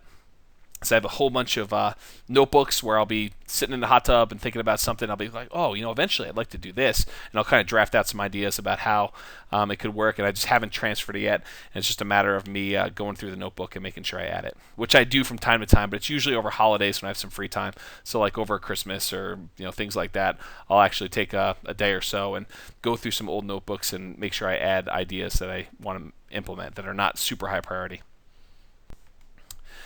Team project management tools. We've got a couple clients that are actually groups of people. They've decided to form these little investment partnerships, and they're, one guy is in charge of the financing, one guy's in charge of rehabbing, another guy's in charge of finding the deals. And so really keeping in the loop and keeping coordinated with those guys can become challenging. And so I have some good solutions for that. We use a project management software put out by 37 Signals called Basecamp. And I'm using it with a couple clients now, and it's working really well. But it allows us to communicate once and give access to different parts of the business. We have a rehab version for people that want to kind of coordinate their rehab projects, and I've got another one for acquisitions for another client. And one client is working kind of like in 2 different cities, and so they have 2 different ones, for one for the Longmont area, another one for the Fort Collins Loveland area. And so there's easy ways to kind of keep everyone on the same page and be good project management. And whether you're buying or you're selling or you're renovating or whatever it is you're trying to do, I have tools in place for that. I have good systems. I have things that are working and that have worked really well, and it's really easy to use. If you need help with that, go ahead and let me know. I could talk to you about using those in your business. So don't reinvent the wheel, is what I guess I'm trying to say to you. You don't need to. In fact, as a general rule, if you've got something you're looking to do, it'd be well worth it for you to just give me a call and tell me what you're thinking about. I may have some time-saving, money-saving shortcuts or things that are going to significantly improve profit that you can do or should do. And I will tell you if I have it, I will tell you if I don't have it, or I'll tell you I think I have some resource for that. Let me take a look at some stuff I have and look back. And so I can help you most of the time find ways to do this. And I'm all for doing that to help you. So project management tools, got it, can help you with that. Give me a call or drop me an email, and we can talk more about what you're trying to do and whether this would be a good fit. My contacts. So if you need a good hard money lender, or maybe you need a good traditional lender to offer low or no down payment financing for your owner occupants, or how about to your investor buyers? I have a good number of contacts. I've been in the business a while. I know people that do certain things. Certain areas I'm weak in, and I have some good contacts that I could go to find out who it is. So it's not like a direct contact for me, but whatever you need, I would call me first, or try to call if or ask me some people I might recommend you call, or I'll do it for you, either one. So just let me know. For an example, I was at a party a little more than a week ago, last Friday, not yesterday, but the week before Friday. And I was talking to a real estate investor there, not a client, but another real estate investor, and he was talking about the listing they had. They're selling a property they bought, and they're trying to do financing on it.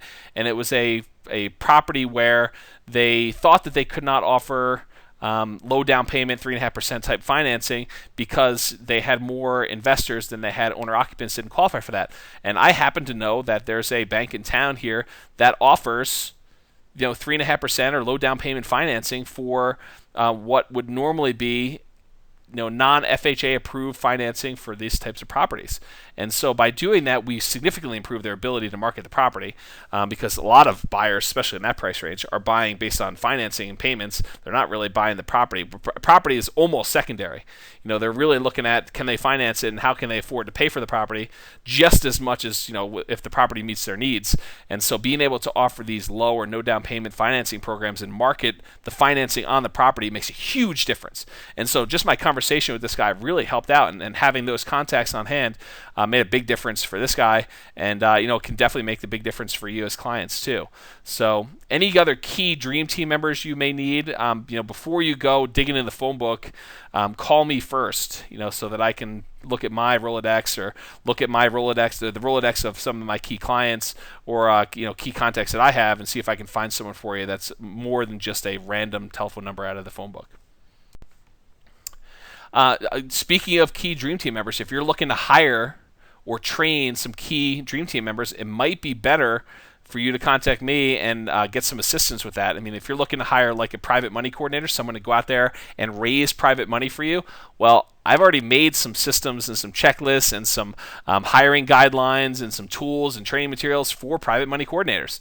So why reinvent the wheel? Why don't we sit down and go over kind of what I have? You can modify it, definitely have it reviewed by your attorney to make sure that you feel and they feel comfortable with what you're doing. But better to start with what I already have and save yourself a ton of time, a ton of headaches, than to try to reinvent all this stuff from scratch. If you're raising private money, wouldn't you rather have, tap into some some of my disclosures and tap into some of my training and some of the checklists I have my private money coordinators do and my application process and the ads I run in order to hire them. I mean, wouldn't you rather do all that than to kind of start from the beginning and try to figure out how to either do it yourself, raising private money, or try to figure out the system for hiring someone to raise private money for you? Absolutely.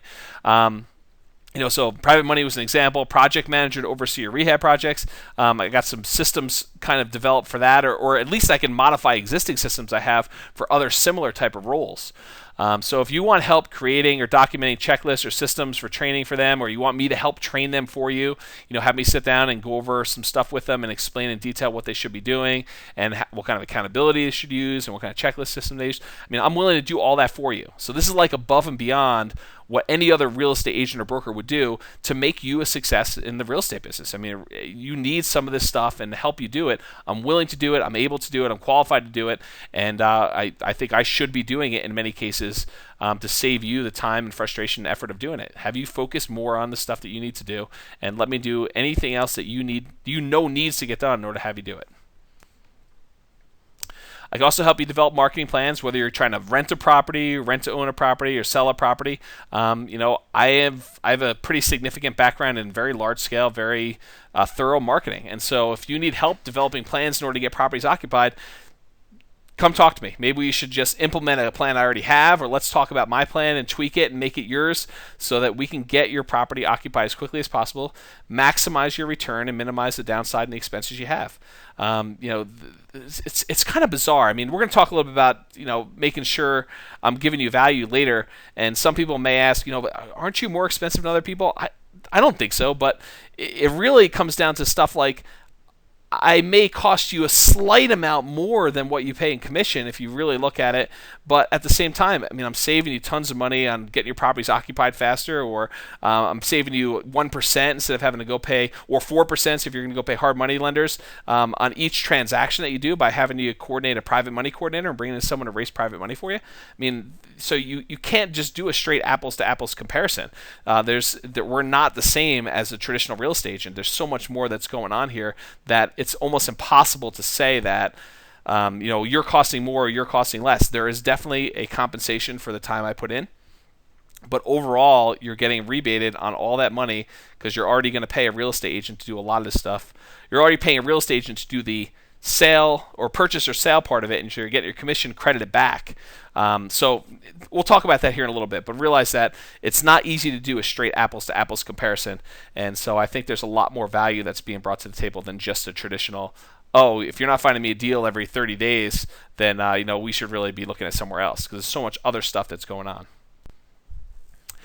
So speaking of raising private money, if you want to do more deals by raising private money, may want to talk to me. I am actually one of the few people who is licensed in the state of Colorado in order to raise private money, and I have some pretty unique insights on how to do it correctly. Got great systems and strategies for finding and raising private money for you to be able to do deals. And so we could talk about that system, whether or not you need to be licensed, whether or not you need to hire someone who is licensed, and what you can do and what you can't do, and some things of that nature. So, and I have access to some pretty good resources and some good contacts on doing it. So if you're trying to raise private money, it could save you a ton of money by doing this. We were just talking about this as an example. If you're paying 4% for hard money loan, 4 points, what does me taking some time to teach you how to raise private money and getting you a couple private money lenders that maybe they're only charging 1 point, or maybe they're not charging any, or even if they're charging 2 points, you're paying half as much on a $200,000 deal. 2 points is $4,000. Well, if I could teach you how to do that, and you're doing a few deals a year, that could more than make up for anything over you paid for me for a long time. I mean, just figure out how much money you'd be saving by raising private money and doing those strategies versus paying for the hard money lender, not including the stuff that you're already getting anyway. So contact me if you need help raising private money. I don't offer it as a service to people, just so everyone knows. I don't raise private money for people because I don't want to get involved in that. It is a licensed activity for me to do it for you. But I will definitely help you hire someone who is licensed to do it, and I can show you how to do that, how to get them licensed if they're not already licensed, and some systems for doing it. Or if you want to do it on your own, I can talk to you about that too. Finding money partners. I was talking about this a little earlier. I think there's a huge opportunity right now of putting together partnerships. I've done this before. I've had a partner In fact, we got together and we bought a few properties, and it worked out well. And so I have some tools I'm putting together for another client of mine, and some checklists and some systems. For example, last week or 10 days ago now, I made a video that clients can use to show potential partners to say, this is kind of an overview of how the deal will work, and I explained to them in detail how it works. So I'm going to create more of those videos and audios that you can use, and checklists and systems and all the disclosures and everything else that you can bring in front of your attorney, get some feedback on it from them, and see if you feel comfortable using it, and then go ahead and implement it to find your own partners and do more deals. So if you've got a shortage of funds, you can only do so many deals yourself, and you need to bring in some money partners in order to provide a down payment, get a new loan, and then you kind of split the proceeds. That's one of the models we talk about. I have some systems, and I can talk to you about how to do that. So, and in fact, I'll also talk to your potential partners. So if you don't feel comfortable presenting, and you don't feel as though you can talk about the numbers and really be persuasive, you could say, well, I'm going to be doing a lot of this work, but let me let you talk to my real estate broker, who's actually going to be finding the deals for us. And I'll kind of tell you, I've hired him, I've got him on retainer, and he's working for me in order to find us deals. Let me have him talk to you about it. And I'd be happy to sit down with your potential partners and walk them through some of the deals that we're looking at together, and show them how it would work, and go over pro formas, and answer any questions they have. I feel very, very qualified and comfortable doing that for you. So definitely give me a call, and we could do that. I mean, how many other agents are going to help sell your partners on doing deals with you? I mean, because I'm able to talk to them about the transactions, and I'm qualified to do that, and I'm qualified to sell them the property, and it's really selling it to you and them as a partnership, or however you structure it. I mean, there's lots of ways to do it, but I could talk to them and do all that. So let me know, we can get together, and I can help you with finding money partners as well. I can also help you improve your cash flow. One of the ways to improve cash flow is wholesaling. So there's a lot of deals out there. Some of them may not meet your specific criteria, but they definitely meet the criteria of other people buying. You could go through the public record database of people that have bought property, and they've bought it as an investor, absentee owner, and they're buying at 5%, 10% discount on market. And if you're able to buy properties or find properties that are 15%, and you're able to go and wholesale your deal, it could be a better deal for them. It could be cash in your pocket for you, and it could help all of us do more transactions. So you can, paying commissions and kind of recouping some of the money that you've put out as part of your VIP Concierge Real Estate Investor Buyer Client fees.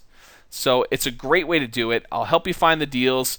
They could be deals you're going to do yourself, or they could be deals that don't exactly meet your criteria, and then you can ultimately end up wholesaling them. If you need help building it and connecting with your buyers list, I've got great tools you can send out that add value. I've got content you can use to kind of build your buyers list and say, look, if you contact me and let me add you to my buyers list, I'll give you this special report. I've got special reports. I've got audios. You can invite them to the Northern Colorado Real Estate Investor Group meetings, and you are a VIP guest to those, so you'll get called out. And so you can bring them there. They can see you in a positive light. They can connect. They can have me answer questions.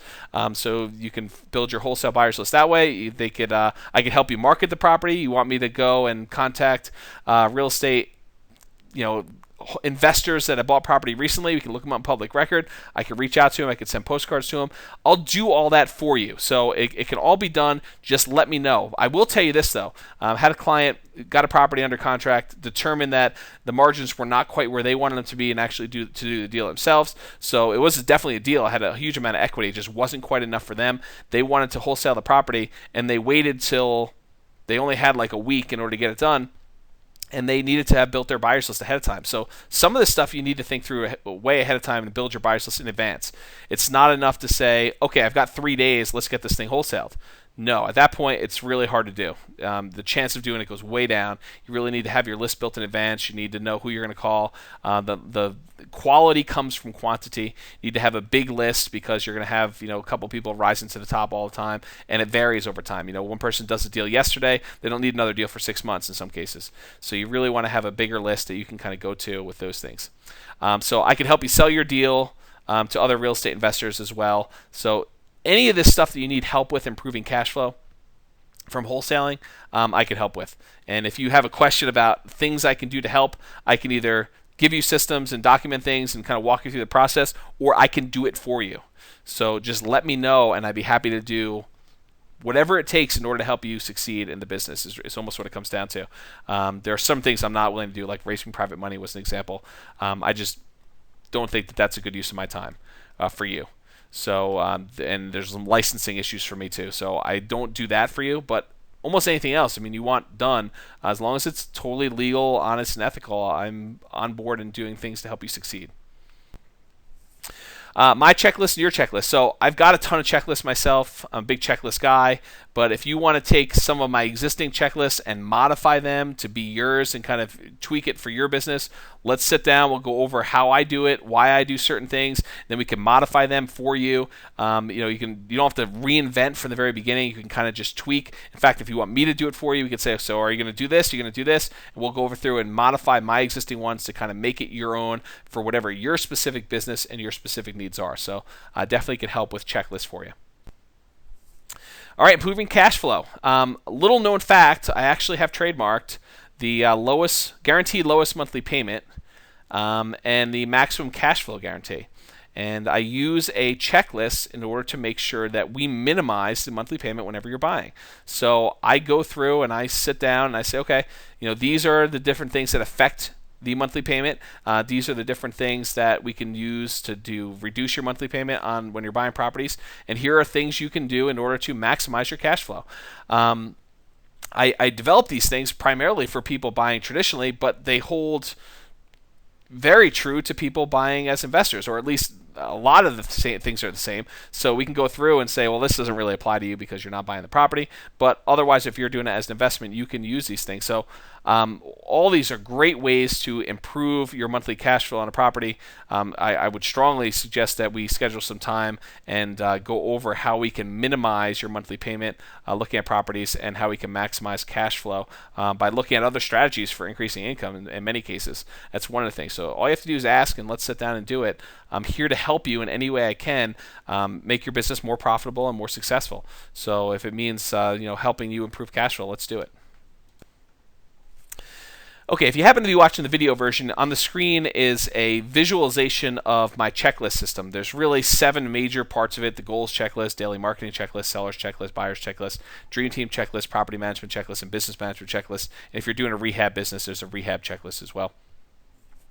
So really, any part of the checklist system, I kind of put it up here as kind of like a reminder that if you need help coming up with goals or affirmations, or marketing to find buyers, or marketing to find sellers, or marketing to find renters, or private lenders, or JV partners, or if you're working with your sellers, if you need help doing the initial callback, or researching properties, or making offers, or following up on offers, which, by the way, if you're not following up on your offers you're making, you're leaving half the business on the table. Successful follow-up will result in you getting twice as many deals with the same amount of marketing. Same number input. If you follow up correctly, you'll do twice as many deals. Okay, so if you need help with follow-up, I'll follow up for you. You just need to give me permission to do so, and I'll do it for you. And I've got really good systems for tracking that. I'm pretty good with contact management, and I have great triggers for keeping track of everything and not letting things fall through the cracks. Just things that are under contract, if you bought it, if the sellers have become inactive. For buyers, if you have active buyers or tenant buyers, and helping convert your tenant buyers to actually closing on transactions. All this stuff I can help with. If you're building your dream team, if you need access to other lenders, if you need access to other real estate agents, I'll help you with that too. Because I'm not opposed to cooperating with other agents. Just we need to structure it correctly.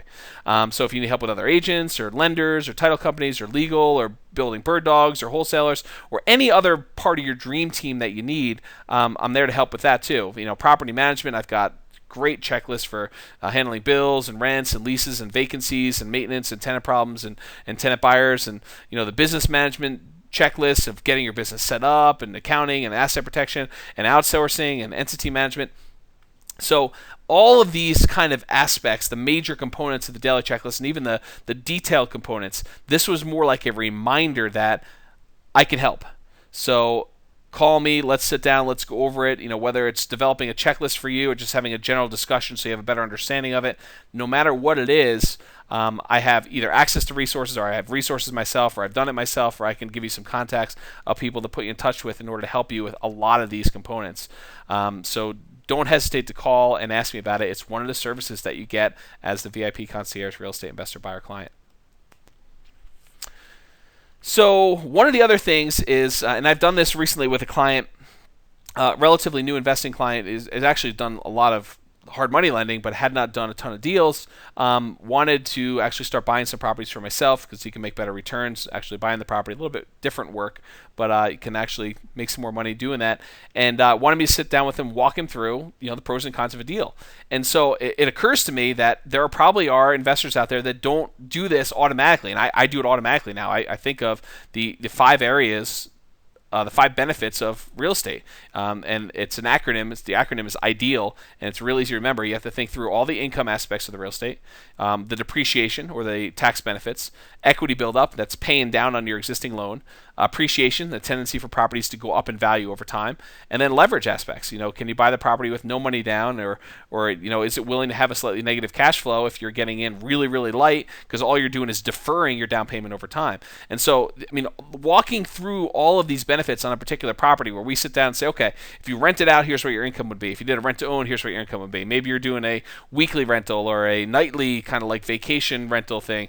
Whatever your income component is for the business, let's walk through some different scenarios and see what that come up with. Let's take a look at what the tax benefits would be. Are you buying an IRA where it's kind of get diluted? Or are you going to buy it traditionally where you're actually be able to take depreciation? Maybe you'll be able to write off certain benefits of the property that way. What kind of loan or financing are you getting? What kind of benefits you're seeing from paying down on that loan? I've got some really great rules of thumb. First year, 0.9% of the loan is paid off. Second year, 1%. Third year, 1.1% of the loan. So in the first 3 years, about 3% of the total balance of the loan is paid off. After that, it grows by the interest rate each year. So, there's lots of great ways to look at this stuff and things that I can help walk you through and understand whether you're getting a good deal or not, or kind of what the complex moving parts look like when you're looking at this property over a period of time, like a year or 2 or 3 or 4 or 5. And we can talk about appreciation. I can tell you about specific city and subdivision appreciation rates. I got all that data.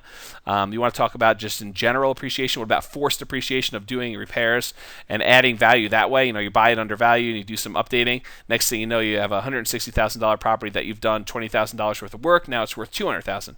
So you can have forced appreciation doing that. So all of these different things of helping you figure out whether or not it's a good deal or not, I'm definitely qualified and I can help you do. If you also are selling any type of property, you should be doing that type of marketing and analysis for your particular buyer client, especially if you're wholesaling. So if you're trying to sell a property as an investment to someone else, I think you're doing a disservice by not showing them all of the benefits they have: income, depreciation, equity buildup, appreciation, and leverage, and show them why it's a great deal, why they should buy the property from you.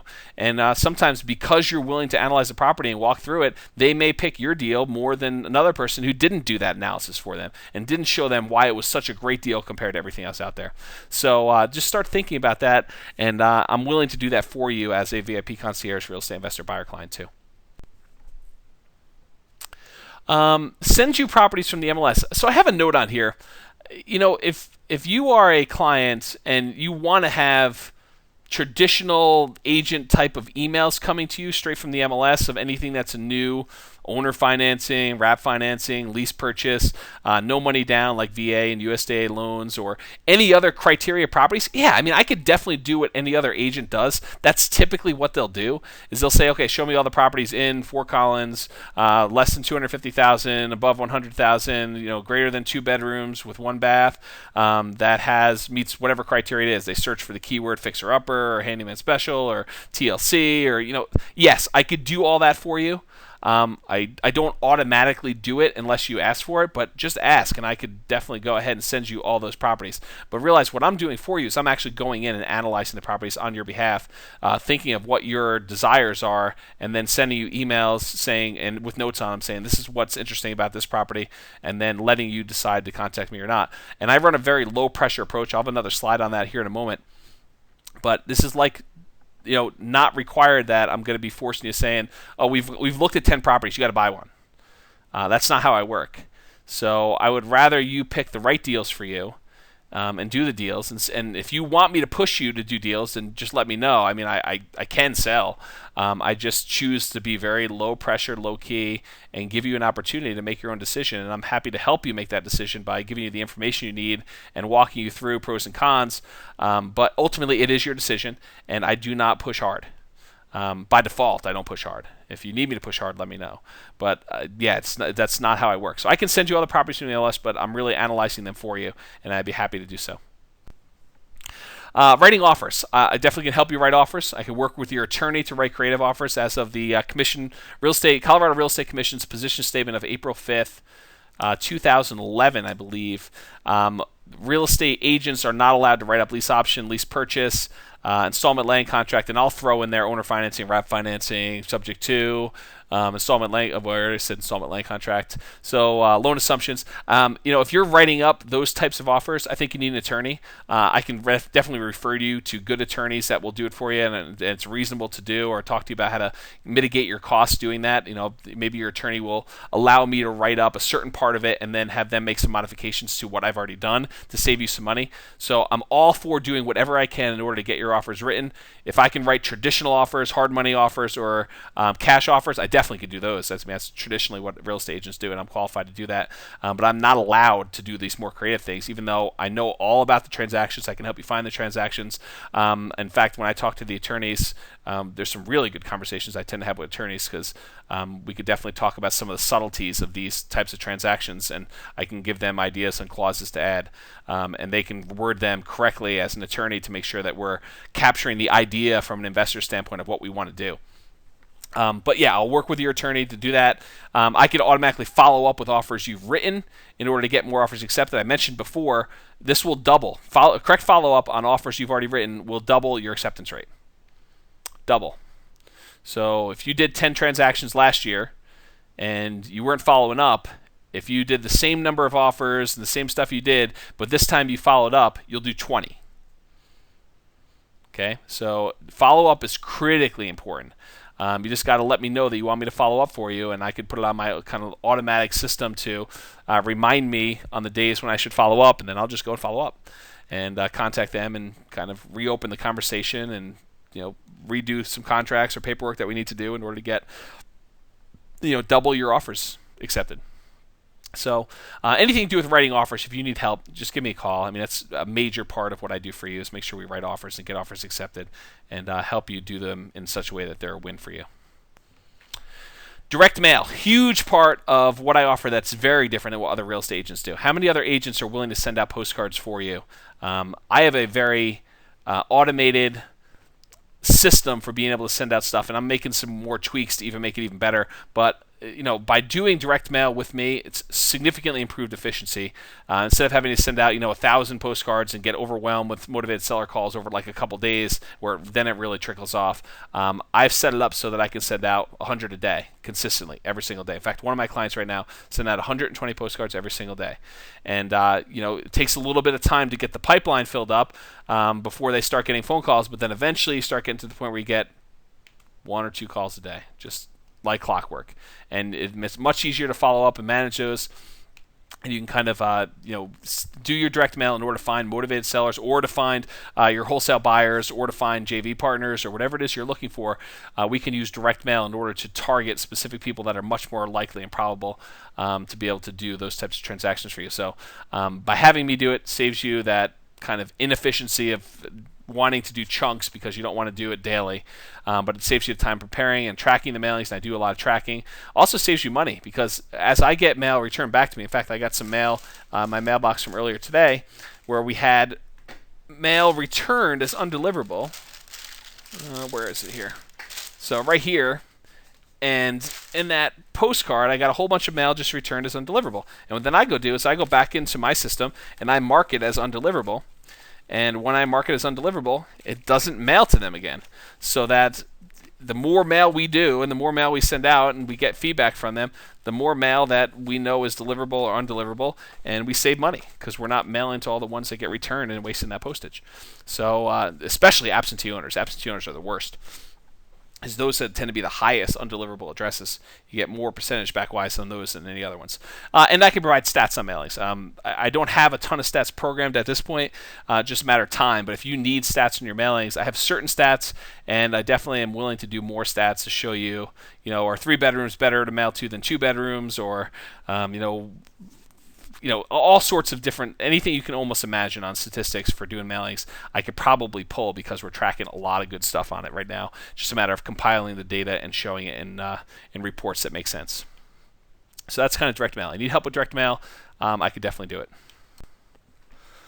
Third-party validation, kind of an interesting side benefit of becoming a VIP Concierge real estate investor buyer client is that it's much more effective of having an experienced, credible third party talk about your strength as a buyer and help you get offers accepted.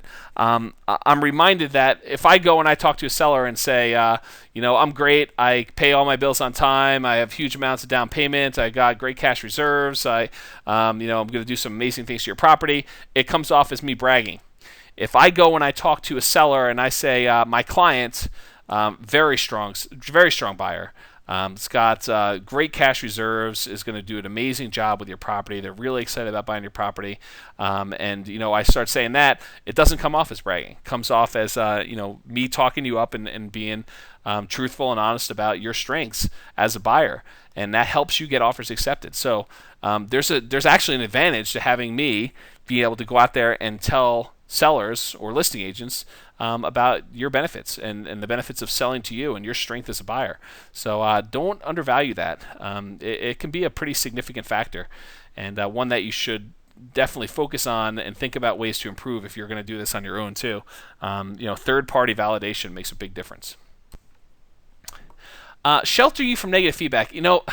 I put this slide together, and some people may really belittle this, but it is a huge thing. Having faith and the positive expectation and confidence and the motivation, not just blind faith and positive expectation and confidence and motivation, but backed by proven to be successful best practices is an extremely valuable asset. Having that positive expectation of going in knowing that you're going to get an offer accepted is so much better than going in there and being pessimistic and not thinking things are going to work out and being negative about things. So a lot of that comes from getting this negative feedback. You go make 3 offers and you get all of them back, and one of them they're really mean about it, because they had a really bad day and they're in a financial distressful situation and it's just not going well for them, and so they come back and get really mad at you. And having to take that directly can really affect your ability to go out there, especially if you're not used to sales and rejection, going out there and making your next offer. And that in itself can be like a compounding negative feedback cycle and prevent you from doing well. So one of the great things about being a VIP Concierge real estate investor buyer client, and one I recommend you ask me to do for you, is tell me, I really would prefer that you soften the bad news and that you pass on as much good news as you can, because I don't want to disrupt your confidence and your motivation. If you give me permission and we get a really ugly email back from an agent on an offer that was very reasonable, and I can think of lots of examples of this, but if you kind of give me permission to kind of shelter you and pad that a little bit by just saying, the seller has opted not to accept that offer, they're going to wait a little while and try to get a higher price, versus telling you that the agent kind of swore at me for 30 minutes and said, if you ever submit an offer like that again, I'm going to bring it up in front of the board, even though it's like a 5% discount. I mean, there are agents that get crazy like that sometimes. But, to help limit your exposure to that is extremely valuable. And to be able to shake that off, I don't know if any of you listening to this have ever had a problem with self-confidence before. Where you've had maybe been spanked or had your hand smacked down or done something you shouldn't have done, and next thing you know, you're really reluctant to do anything, but it could severely limit your ability to get stuff done, and it could be very detrimental to your ability to perform and do well. And so I think to be able to be sheltered from that negative feedback and realize that you're able to move forward and focus on the positive stuff and have that positive motivation and confidence, and people tell you good things about what you're doing, and understand that you are really adding value and providing a great valuable service, I think is important. So your wish is really my command as far as the service part of this business goes. So if you want me to kind of shelter you and help keep things positive and move forward, I'm all for that. And I definitely understand the power and the value in doing that for you. And I want to make sure that you feel good moving forward and that you continue to do this for a long period of time.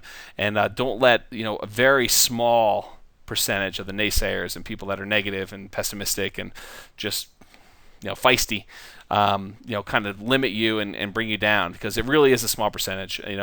You definitely are adding a lot of value to the marketplace by buying properties and fixing them up and reselling them and adding great value and providing high quality rental properties to the marketplace and helping joint venture partners make a great return on their money and be able to do it passively, or help hard money lenders and help title companies and insurance companies and all the things that you do to add value.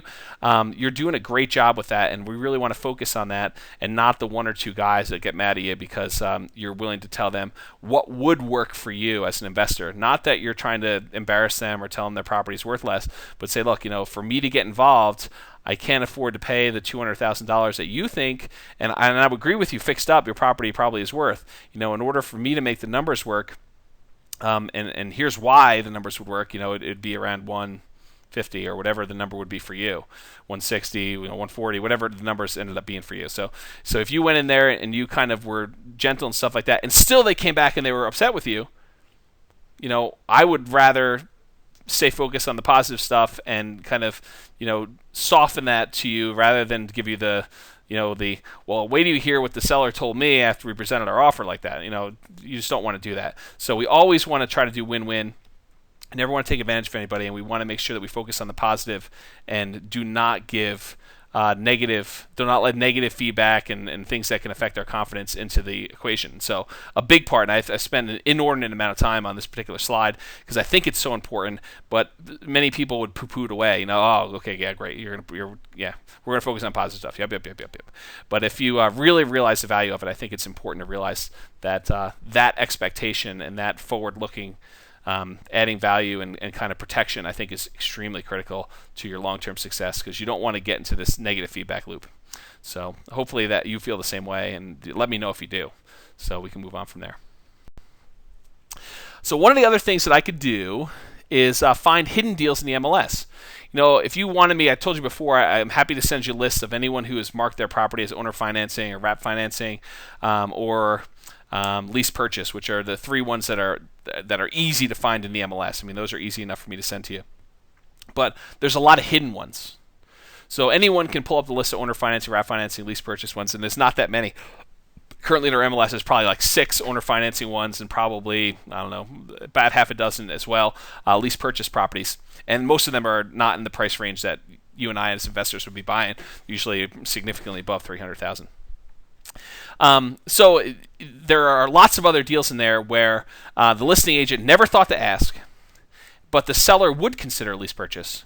Or the listing agent never thought to ask, but the seller would consider owner financing, especially if their property's been on the market 60 days, 90 days, 120 days, 6 months, a year, and they haven't gotten the offer they want. Maybe it's slightly overpriced, maybe it's dated, maybe they need some work, but it just doesn't make sense for you to go and buy it with traditional financing for a number of reasons, but they would consider owner financing. Well, those are what I call hidden deals in the MLS, where without asking the listing agent, calling up and having a conversation saying, I've seen this property's been on the market for 6 months. I've got an investor buyer. He's super qualified, extremely strong buyer. He's got a nice down payment, or maybe you don't have a down payment, or whatever the situation is, but he's got some money to put down. He's got the ability to afford payments on it.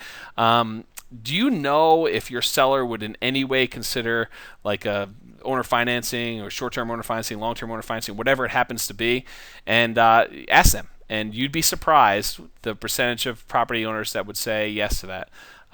So I could definitely go and find those types of deals for you: owner financing, wrap financing, loan assumption, the rent-to-own family, which is rent-to-own, lease-to-own, lease option, lease purchase, the installment land contract family, agreement for deed, bond for deed, contract for deed, installment land contracts, and then, of course, the most controversial of the group, buying properties subject to the existing financing. So I can help find those hidden deals inside the MLS.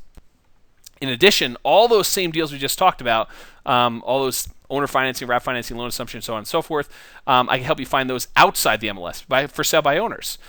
Properties that are for sale on Craigslist and elsewhere that would otherwise be advertised as traditional cash purchases. I can go and contact them and see if they would consider either investor cash type purchases or creative financing. So it's not limited to inside the MLS where there's a set commission. One of the great benefits of being VIP Concierge Real Estate Investor Buyer clients is I work with you inside the MLS, outside the MLS, traditional transactions, non-traditional transactions, consulting. Anything you need in order to be successful is really what I cater to. So let me know if you'd like to do stuff outside the MLS. It could definitely be done too. It's just a matter of putting aside the time to do it for you. Find hidden deals outside the MLS. Oh, okay. So I had this in here because some of these properties that are advertised for rent may also be good properties for you to buy, especially if you're thinking about lease option, lease purchase.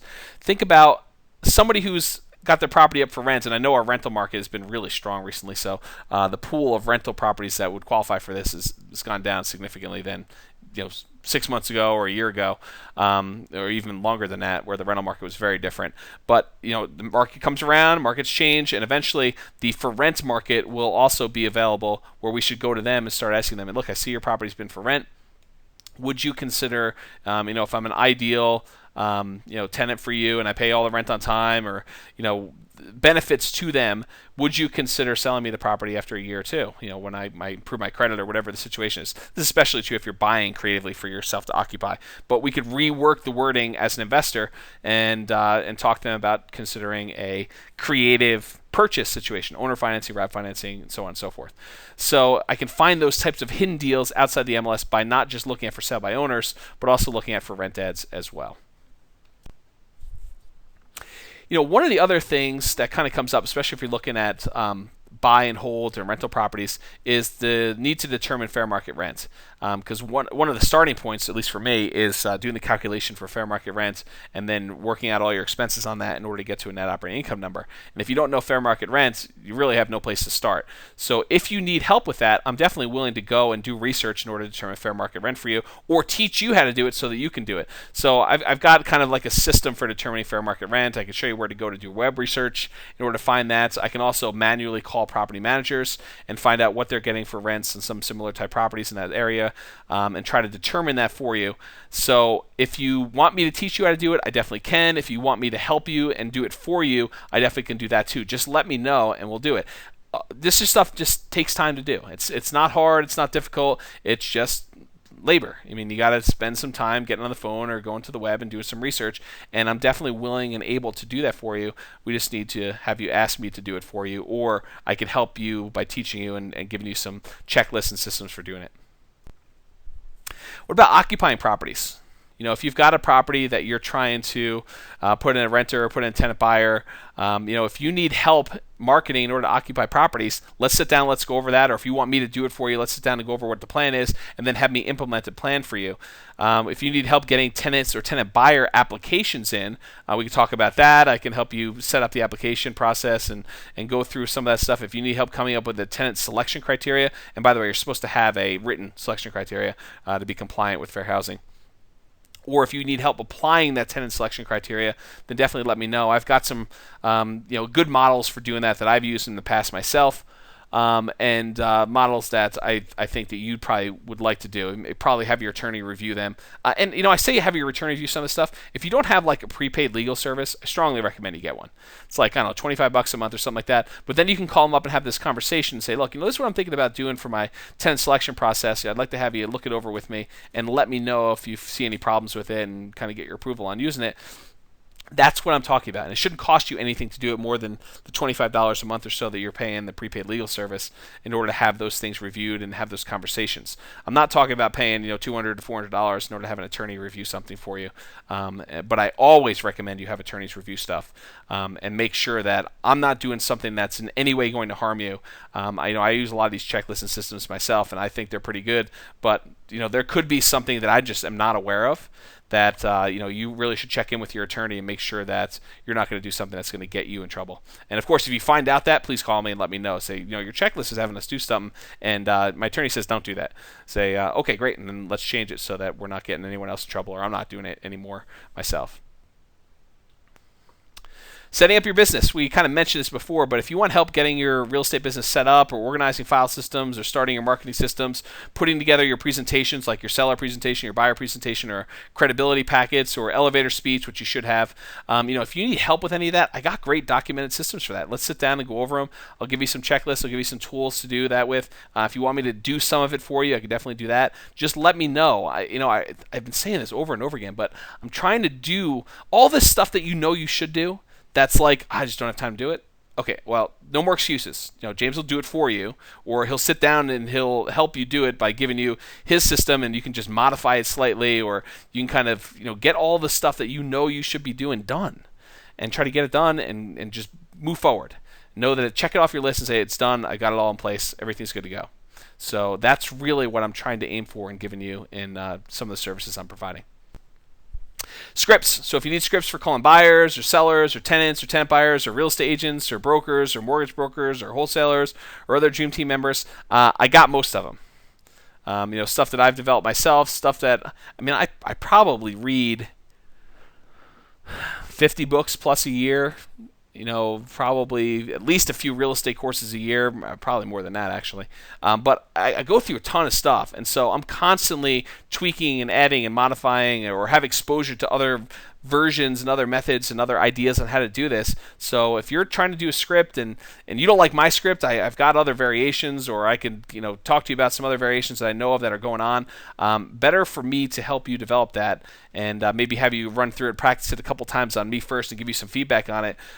Or if you'd rather, I'll just go call the people for you. So if you'd rather just hire me and say, James, I want you to call these tenants or these tenant buyers back, or these real estate agents or brokers or wholesalers or whatever it is, and actually get this done, I can do that too. But if you want to do the scripts because you're going to do it yourself, let's work on the scripts, or have me call them. It doesn't matter. Whatever you need in order to be successful, let's just get it done. All right, so those are big picture, a lot of the things that kind of get done for you as a VIP, concierge, real estate investor, buyer client. What I wanted to do right now is take a little bit of time to go over some philosophies. And I kind of been weaving some of my philosophies into some of what I've been telling you about. But I'm going to take a little bit of time right now and go over some of my business and personal philosophies, especially how they relate to being a VIP, concierge, real estate investor, buyer client. Now, I say this, and I'm always, I feel a little bit uneasy whenever I kind of put these out in public, because I'm always afraid, and I guess it's a normal fear, but I'm always afraid that they're like, oh, well, he says this, but then he does this, and that's just a contradiction. And so he can't really be doing this, and he says he wants to do this, but then he goes and he does this. I'm human. I make mistakes. Sometimes I'm just don't do things that I should do. I mess up, and I don't think things through, and I don't think about it from every angle, and maybe I hurt someone's feelings or something like that. That is in no way intentional. I try to be super sensitive about people, but hey, I'm human. And so if I ever fall short, I'm about to tell you about some philosophies, personal things, and things like that. If I ever fall short on these, please help me. Just like say, James, I want to ask you a couple questions. You were saying that, you want to do this, but then, how do you justify saying this in your marketing piece? Or how do you justify, making these offers, or, whatever it is, okay? Please bring them up to me, but at the same time, please be gentle about it. Yes, I'm kind of sensitive. So if I ever fall short on any of these philosophies or anything like that, help me out. Help me be better and serve you and serve the community and be a better, just person in general. But be gentle about it. Don't say, yeah, you told me this, but then that, or definitely don't go talking behind my back. That drives me crazy. There's one person here in Fort Collins that went and spoke about me behind my back and really upset me, and I have a hard time just being around that person now. So that is like the big thing. If you have a problem with me, come talk to me, and I'd be happy to talk to you about it. I'm a relatively reasonable guy, and so do that. But yeah, don't talk about me behind my back. It really rubs me the wrong way. So anyway, getting back to philosophies, besides getting on that. Golden rule. So this is really what I strive to do, and it applies with interactions with clients and buyers and sellers and everyone we deal with. And so the golden rule for me is treat others as you'd have them treat you. Okay. If I fail to meet the golden rule, I need to make it right. I need to go back and apologize. And so if I fail to do that, I always try to go back and correct things. But really it is try to treat others if you always treat them. Whenever I present offers, and I present a lot of low offers, I present it from the perspective of, listen, I really don't know if this is going to be a good fit for you. If I think it's going to be a good fit, I'll tell them. But I say, I don't know if this is going to be a good fit for you. It almost doesn't feel like it. Sometimes I'll tell people that, but I'll say, this is what would work for me. And sometimes it's a really low offer. Sometimes it's really creative financing. But I say, this would be a good fit for me. If you decide not to accept this offer, here are some other things you may want to do in order to sell the property. But I try to treat people as I would have them treat me. I'd want someone to tell me, this is what I could do. It may not be a good solution for you, but here's what I would be willing to do. And, some people say to me, how do you overcome the fear of making lower offers? Well, all I'm doing is I am being friendly, being polite, being sympathetic and sensible to kind of what's going on over there, and then letting people know what I would be willing to do, and being honest with them to let them know that this may not be a good solution for you, but if it is, I think that it could be a real good win-win. If it works for you, it does work for me like this, and I think that's the approach you need to take personally. And so I think you treat others as you would have them treat you, and that's how I'd want someone to treat me. If I had a problem with a property, and I've had some issues with real estate in the past, had some financial issues in the past, had a very strong six-figure revenue stream and just went away overnight, and it kind of compounded, dominoed, and some other stuff. I had to sever some things in order to right the ship. And so, in those situations, if I had some people come to me and say, notice this particular situation was going on, I don't know if this is going to be a good solution for you, but this would actually work for me. Would it work for you? I would have been totally open to that. Not that it would have necessarily worked for me, but I would be respectful and honest and understanding and totally get that. Someone came to me and just outright lowballed me on the property, I would not be okay with that. And that's how I treat others, which is a common kind of challenging point for a lot of people who are new to the real estate investing business, which is why I'm focusing on this. So golden rule, treat others as you'd have them treat you. It's one of my philosophies. Focus on integrity. So I'm always trying to make the best case for my clients, but I never want to sacrifice telling the truth to do so. So we don't lie.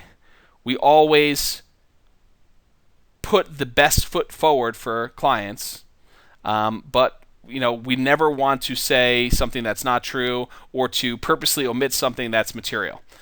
So it's this kind of be honest, but at the same time, I'm representing clients, and we need to do what's best for the clients as well. And so that sometimes means we have to paint the best picture for them. For example, I've just made an offer yesterday for a client, and the client suggested that we offer to a property listed in the MLS 5% down payment. And so I don't think it was a situation where the client didn't have more than 5% down. I think that they were just trying to optimize their investment and limit their down payment, which makes a lot of sense. But we've since talked about it, and offering at least a real estate commission makes the offer much stronger. But my best case for the client was really not focusing on the 5% down, because it wasn't really their strongest situation, trying to offer 5%, which wouldn't even cover the real estate commission, to try to get a owner financing type situation done in the MLS. So don't lie, but focus on what's best for the client, and just be honest and tell people how things are. And sometimes it means bringing bad news. I mean, that's just how it is. But I try to mitigate bad news, being positive for people, and preserve feelings. Get the message that the deal was not accepted, but don't do it in a malicious way. So anyway, focus on integrity. Make clients money. Kind of a critical one, kind of a critical business philosophy I have, and in some ways it's short term. It's not as good for me, but overall I think lifelong it's a really good model to have, and it's a very good long-term strategy, and that's how I look. I'm definitely a long-term forward-looking type of guy. I tend to focus on that. So make my clients money. Never block my clients from making money.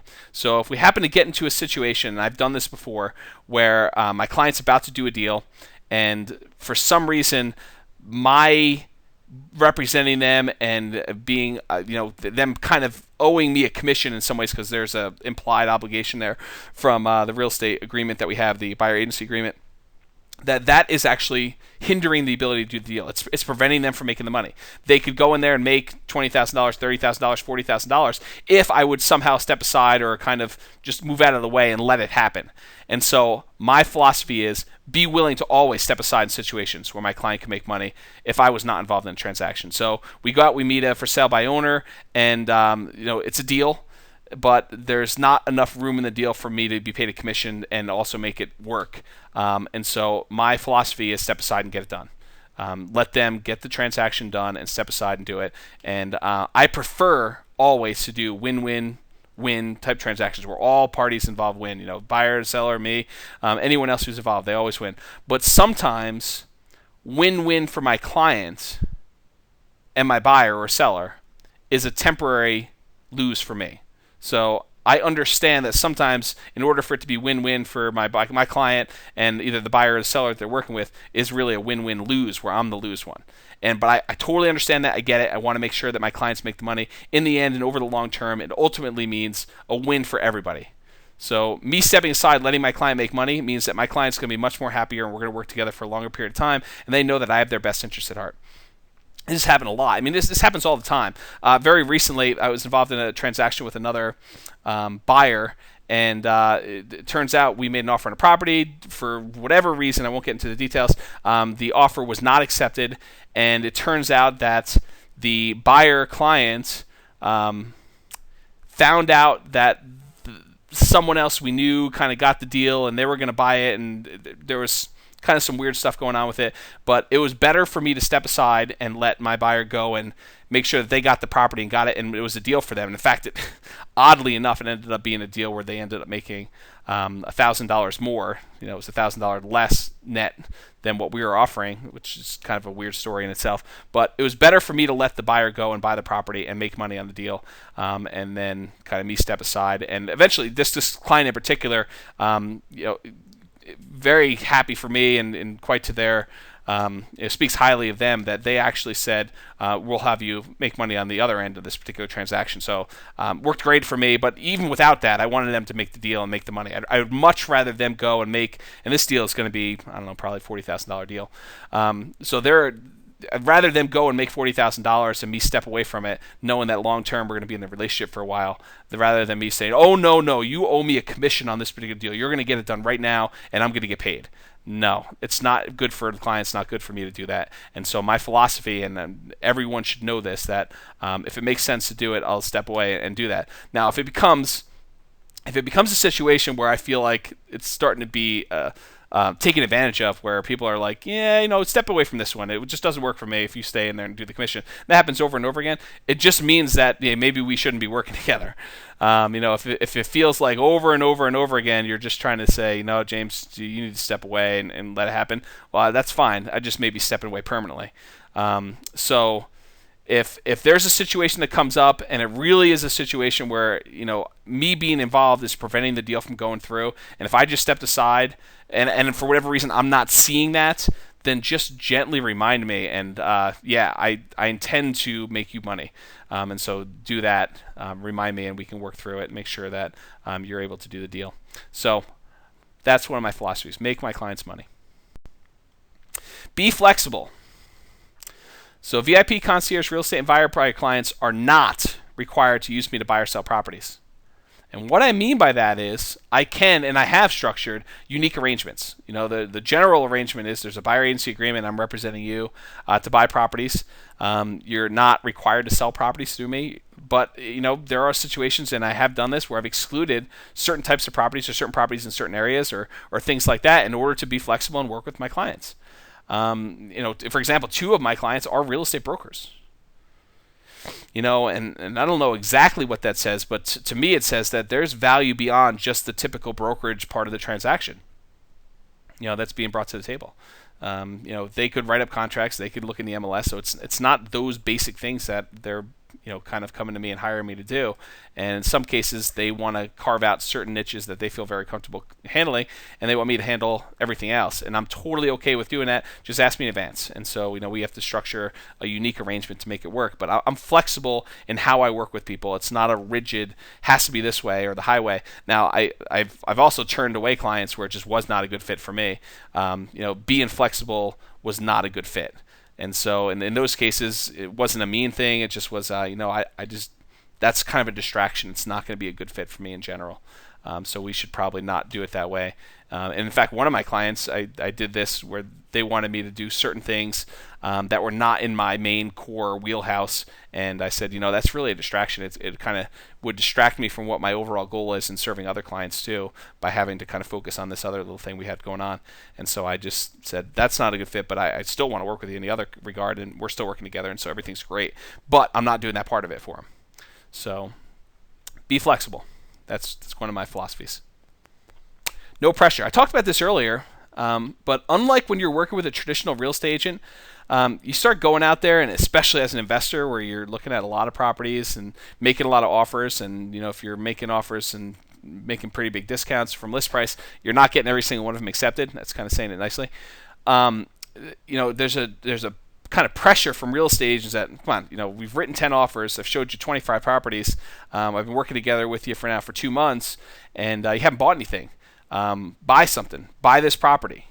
And I have a very different philosophy. One of the reasons why I wanted to go to the different kind of payment structure that we're with the VIP Concierge real estate investor buyer clients is this no pressure approach. Because I don't ever want to put you into a situation where you feel pressured to do a deal and it turns out to be not a deal. I don't want to ever put you in a situation where you have to end up doing a deal and you break even or you go negative on the deal, and it was because I pressured you or you felt pressured in order to do a deal. So this no pressure approach, because you're paying me as we go, listen, I'm being compensated as we do the hourly. My real compensation, the bonus part of it, is getting the commissions when they actually happen. But listen, I'm being compensated as we kind of look at these properties together and we're doing it. Don't ever feel pressured to buy something. Now, you're going to want to buy some because that's how you make money. But realize that there should not be a high-pressure approach where we've already looked at 10 properties with James or 20 properties with James or 30 properties with James, and I got to buy something soon or this guy's going to be really mad at me. I'm not mad at you. I'm not mad at you at all. In fact, there's a certain comfort level you need to reach, especially if you're new, where you have to look at a certain number of properties before you're even ready. I don't think that you should look at 3 properties and buy one. I think you should look at a bunch of properties. More experienced guys, they've already looked at 100 properties, 200 properties, and now they know, okay, well, yeah, this is a deal. Obviously, I walked in, I've looked at 300 properties before, I know a deal when I see one, this is it. But if you're new and you've only done this for, you're going to pay a little bit more because you're going to want to look at more properties, you're going to want to see them, you're going to want to have that experience. And so absolutely.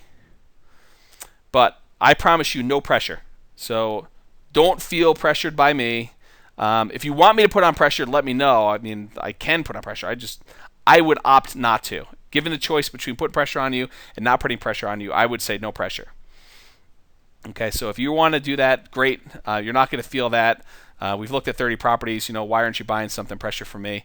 I'm here to support you long term. And if that means taking 3 months or 6 months, whatever it takes in order to you to get comfortable to do a deal, great. If you need to do a deal right away, then you're going to want to make offers and we're going to want to kind of buy properties. But I would be more comfortable, especially if you're new, with having you look at a lot more properties, you kind of get a feel for things, because I could go and dump a ton of stuff on you in 90 minutes or an hour or 2 hours, and you're only going to pick up a small percentage of it, and you're not really going to have that full understanding. But having 5 conversations or 10 conversations with me, and I talk to you about how we look at this and how the financing works, or how we get a buyer in there, or how the tenant buyer works, or you need repeated exposure and me saying it different ways and me adding little kind of different analogies and stories and twists about it that you might not get in a single exposure. You need to have that over and over repeated stuff in order to start getting better. And so no pressure. Paying me not to do deals. I was telling my wife about this slide, and I find it profound, and I find it extremely valuable and true. And so sometimes I'm earning more than my fee by saving you from making a bad deal with the analysis I give you. So sometimes it's not that you are paying me to find you a deal. Sometimes you're paying me to save you from making a bad deal. Because preventing you from losing $10,000 on a deal where you thought, oh, this thing's worth this, and it's going to be an easy sale, and I'm going to buy it, and it's got fix up, and all sorts of stuff, and then you go in, you buy it, you end up holding it for 6 months, and it costs you twice as much you thought to repair, and you end up selling it, and you make $10,000 loss on the property. When you factor in all the headaches, all the lost opportunity because you can't do another deal when you're kind of tied up in this one, it's making you upset, and the frustration and the loss of confidence because you don't feel confident moving forward with the next one, or maybe you're a little too conservative going through on the next one because you kind of got burned on the last one. If I can prevent you from doing that, I personally think that that's worth more than what you paid me in a regular commission. The commission that I would have earned doing that, I think, you'd be better off not paying me the commission and not doing the deal so that you can actually do more positive, productive, profitable type deals in the future. So sometimes what you're paying me for is to keep you out of bad deals. I guess that's another way of saying it. You're looking through a ton of deals and you're a little bit slow on analyzing them, so maybe you're missing some of them, and you start worrying that you're paying all this money, and why am I paying James all this money when I'm not getting deals from it? Well, sometimes it's because I'm preventing you with my analysis and being conservative with you from doing a deal that's not a deal. That is valuable. So thinking to yourself, it's been 3 months or 2 months or 4 months or whatever time it's been, and I haven't quite done a deal yet. We've made some offers, we've looked at a lot of properties, and I have a much better feel of the market, and I kind of know what a better deal is now. And I could have done some of these other deals, but I didn't. Sometimes it's better to have not done those deals. I guess is another way of saying it. So anyway, sometimes you're paying me not to do deals. Here's another philosophy, is that sometimes we're paid, or not sometimes, we are paid for adding value to the marketplace. The more value that we add to the marketplace, the more we're compensated. So this really is how I came about developing this service, is I asked myself, how can I add value?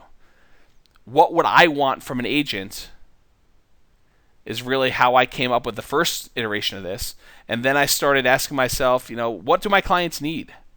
I had a client having a harder time finding enough deals to meet their goals, and so I started coming up with, what are some other ways that they could do deals and kind of still reach their numbers, but it may not be the way that they initially thought. And so I made a list of, these are some other things that they could do. And I often do that. I have on here, I often make lists of what my clients may need, and I try to cater to that. In fact, I got it right here. So I made this list. I don't have a date on it, but it's probably a week old, and I have, 6 different clients on here, 6 different clients I'm kind of working with, and I have a list of what do my clients want or need. And I kind of make little bulleted lists about stuff. For example, one of them is, help on estimating rents and owner financing type deals and qualifying for more traditional financing, and, the best cash flow properties in Fort Collins. Another one is finding joint venture partners and financing, and private money stuff. Another guy's got wholesaling deals to improve cash flow on properties they have, raising private money, doing more partner deals, and selling their wholesale deals. Another, I'm not going to go into all the details, but these are just sort of like these lists of what my clients need above and beyond what my normal transactions are for them. Normal, regular brokerage stuff is like, how can I help my clients be more successful? And so it's like, what can I do that would help them? And sometimes it means putting a checklist online for them. Sometimes it means getting them on the phone and saying, hey, listen, what I hear you saying to me is that we really need to work on your cash flow situation. So what are some other ways we can bring cash flow in? I'll only tell you some ways that I know of. You tell me if any of these sound good to you, and we start looking at ways to supplement. Okay? So I get paid, you get paid, we all get paid for adding value. Just how much value can we add? And the more value we can add, I think the more we're compensated. Discipline. So here's a philosophy I have. I believe that the business that I have today and the clients that I have is largely because I am willing to be disciplined in just a few key areas. I have areas that I'm totally undisciplined in. But there's a couple areas that I'm willing to be disciplined in, and I'm very diligent. I'm very focused about doing it, and it's one of the reasons, a main reason why I think I've got clients. So it's focusing on giving clients what they particularly need. And one of the main things that I can think of when I talk about this is the ability, the discipline, the willingness to go and analyze properties well, and more importantly, probably consistently. So a good part of what I believe I'm compensated for is my ability to consistently and reliably analyze deals for clients. If you know that as a client, James is analyzing all the new listings, all the price change listings every single day for you, and sending you off the deals that are good, and sending you emails with notes about what they are, and doing the analysis and giving you the ability to do your own analysis and provide that for you, and it's done every day and it's reliable, that is a major reason why you're going to hire me. Because clients know that properties are being analyzed. Okay? You can go and sort through the MLS once a week and try to pick off the deals, but you're going to miss them. You're going to miss some because you're not doing it daily.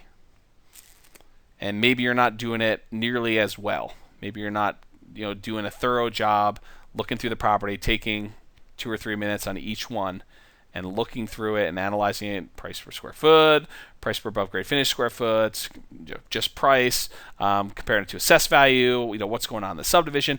If you're not willing to go and look at those kind of at least minimum key areas and do those each day, you're going to miss deals. And so I think a big part of what clients are paying me for, and I could be wrong. I mean, if you think it's something else completely, then let me know. But my kind of perception of it is that one of the main things clients are paying me for is my consistency of analyzing the deals every day. And so I think that's a big part of it, is that daily discipline of being willing to take 2 or 3 hours a day or whatever time it takes in order to get through those deals. And so that's one of the reasons why I've got the clients in the business that I do. I cater to a small few. The service that I offer is definitely not a solution for everyone. I mean, if you're buying a home traditionally, what I do and what I offer, it's just not a good solution. And I can, with the level of service that I'm providing, I can only serve a small group of people well. I could not offer the same service I have to 100 people. It's just not possible. I can't do all the things that I'm asking, that I'm promising to you guys that you can ask me to do. I can't do that for 100 people. Based on what I kind of see in the business, I suspect that my capacity is about 10 VIP concierge real estate investor buyer clients at a time. I don't think I can handle much more than that. I've got 5 right now I've got 5 clients. 3 of them are on the old retainer model. 2 of them are on the new VIP concierge real estate investor buyer client model, and everyone's being converted to the new model. I will not renew the other ones.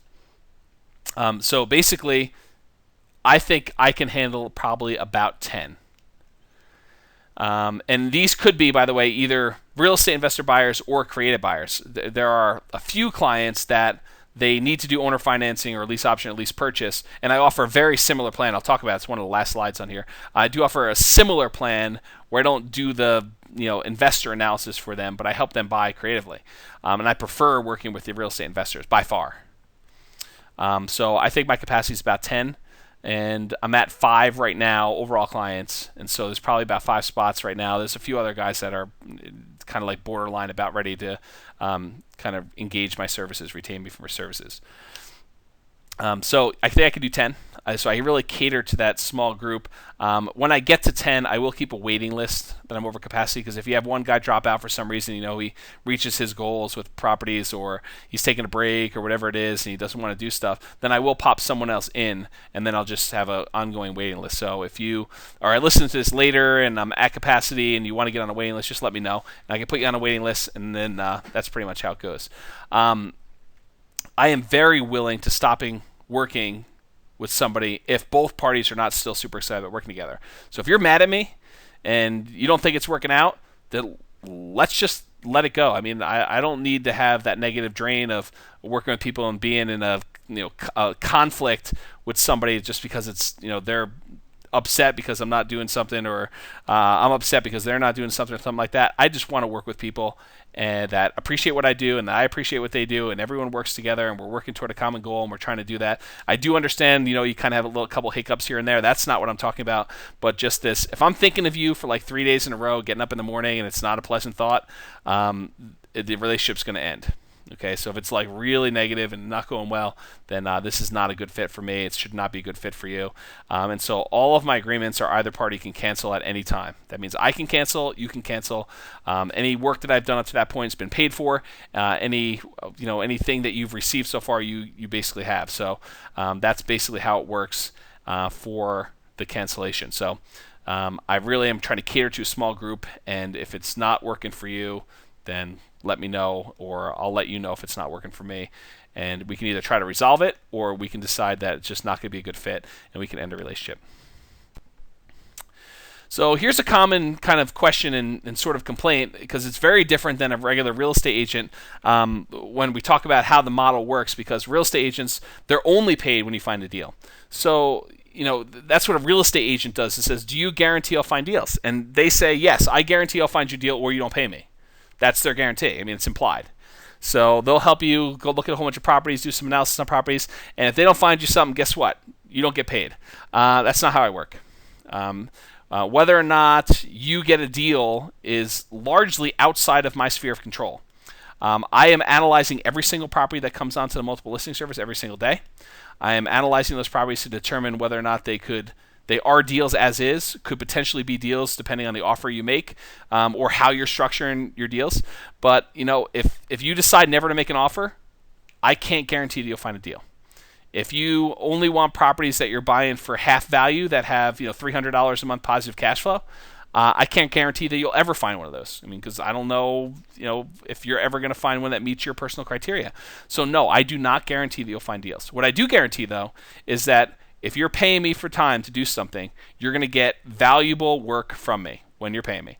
So you want me to analyze deals for you, you're going to pay me for that. I'm going to do the work you do, and I will credit it back to you. I'll talk to you about that in a little bit. But I am doing work for the money you're paying. If you want me to go and sit down with you and work out a plan and help you learn how to do investments and help you analyze properties and build your systems and hire private money lenders and build your network and do all the stuff that you need to do as a real estate entrepreneur, real estate investor, yes, I'm all there for that, and there will be compensation for that, and I'm willing to give that back to you in the form of a rebate toward your commission. But I'm getting paid for the work I'm doing, so I do not necessarily guarantee deals. But if you don't continue to see value, I totally understand that you're not going to be with me very long. So if I'm analyzing these properties every day and you're just not seeing deals, or we're doing direct mail and we're talking to motivated sellers and you're not seeing a deal that works, I get it. And it's not pleasant for me to think about it, but I understand that after a certain point, you're not going to want to continue because you're just not getting deals. And I don't want to see that happen. I mean, because I'm really in it for the long term. I would rather have the same 10 clients and just have it be the same guys all the time, just doing the same work. But I do understand if you're not getting value from it, you're not going to continue. But no, I don't guarantee that you're going to find deals. It's just not something that I can guarantee. So another kind of question about this is, aren't you more expensive? Am I going to be paying more to you than than I would normally pay a real estate agent to do it? And yeah, it is possible that you will end up paying a bit more than the real estate commission with me, especially if you're having me do lots of extra stuff or being very selective about deals. Absolutely true. You could pay me for more hours that I work in order to find stuff for you than would be in the commission, especially if you're buying lower end properties. You buy a $100,000 property where the commission's $3,000, and you've had me do $5,000 worth of work for you. Then yeah, you've paid me $2,000 more than you would have paid a normal real estate agent, but you got a lot more for that. You got a lot more value from doing the hourly stuff that I did, and you're paying me for the work that I'm doing as you pay me the hourly for everything that we're doing. My VIP concierge real estate investor buyer client, Orville Hahn from Loveland, he says this though, I spent more than $50,000 with Rich Dad to learn real estate investing. Knowing what I know now, I would pay James instead of Rich Dad to learn real estate investing. James gives the real nuts and bolts and how-to, the same system he uses in his own business. I will go even further and say, I'm actually doing the business for you. So instead of paying $50,000 to Rich Dad or anyone else, maybe you should be willing to pay the little real estate commission, which you're going to pay anyway, whether you use me or not, you're paying a real estate commission. But in this case, maybe you're willing to pay me the real estate commission, and maybe occasionally there's a little bit more short term that you pay above that, but I'm doing the business for you. It's not like you're getting the education, and you're going to pay the real estate commissions anyway. In fact, I'll talk to you here in another slide, the stuff you pay over the commission can be credited toward the next commission. So it's not like you're really paying extra anyway. If you're doing more than one deal, or you're doing deals in series, provided you're not just using crazy hours, you're likely to actually have it work out that you're going to get it all back from commission credits. So, it could be more expensive in the short term, especially if you're having me doing a lot of extra stuff for you. But you're getting value for that. It's not like it's being wasted. And even if it was above and beyond, compare it to what you might pay to Rich Dad in order to go attend a seminar. It could be a $5,000 weekend for 2 days. Well, compare that to 2 days with me, knowing that I'm going to actually document your system for you, give you the checklist, and help you implement it. A lot less than $5,000 worth. So there's a lot more value than just this. People get caught up on this. Well, you're a real estate agent, so how are you getting, this hourly thing? And the hourly could be more than commission. I'm going to pay you more than commission. Yeah. You're getting value for it. I'm doing things for you that other people are not doing. And so if you hired a staff person to do these things for you, you'd be paying them. Except I'm willing to credit you the money you paid me toward the commission. So you're almost getting like rebated. So anyway, aren't you more expensive? Maybe, but not really. I guess is how I would answer that. So be fair. So this is another one of my philosophies. A fair wage for work done. I'm not trying to gouge people, and the hourly rate that I charge, $30 an hour, which is what I charge right now, to real estate VIP concierge real estate investor clients, $30 an hour. It is not my hourly rate, guys. That is not what I'm worth. Okay, I'm worth a lot more than that.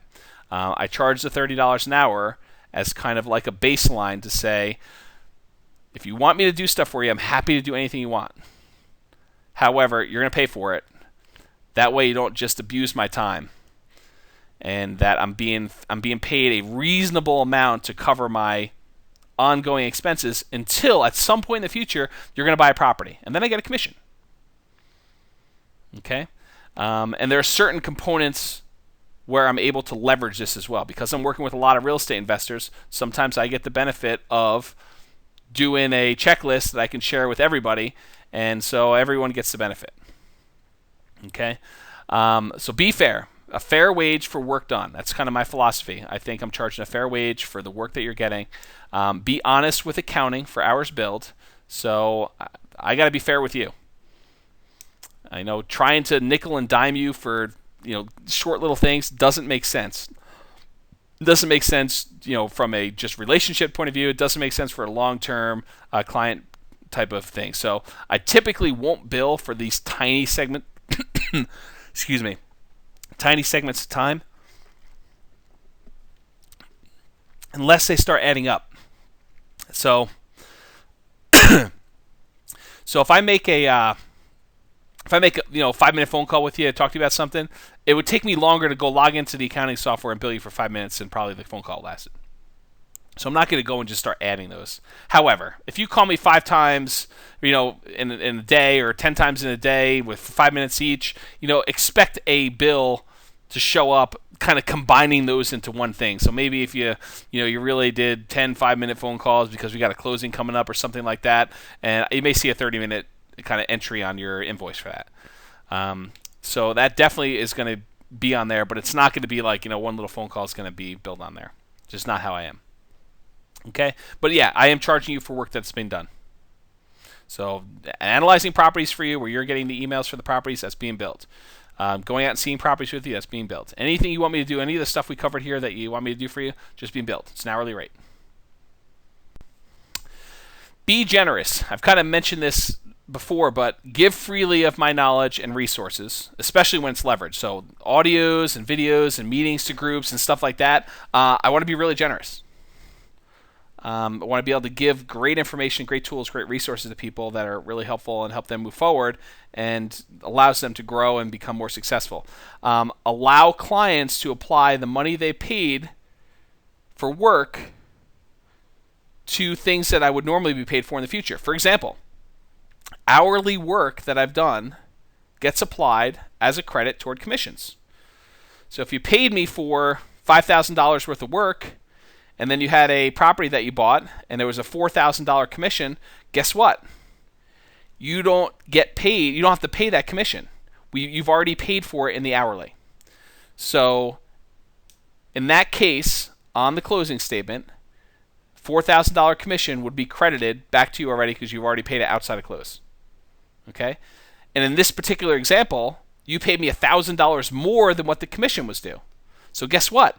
On the next transaction, on the next property you buy or sell, you'd have a $1,000 credit that's applied to that too.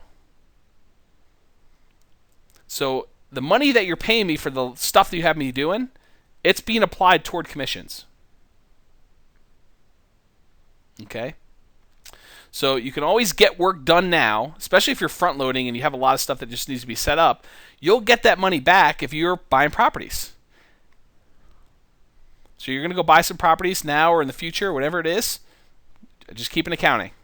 You paid me this much amount of money in hourly stuff, and now you've got a property coming up that we're closing on. This is what the commission would be.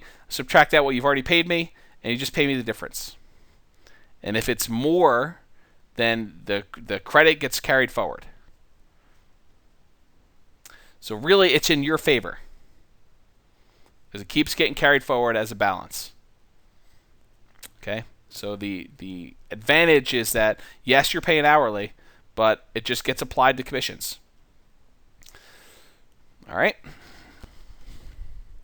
And that's all this slide says. Extra hourly paid rolls over. So any extra hourly that you've already paid gets applied to commissions on future dates. So unlike paying a staff member, like if you hire someone to do something for you, or a VA, or just a regular assistant to do work, you actually get credited back the money you've already paid me hourly when you would otherwise be paying a commission.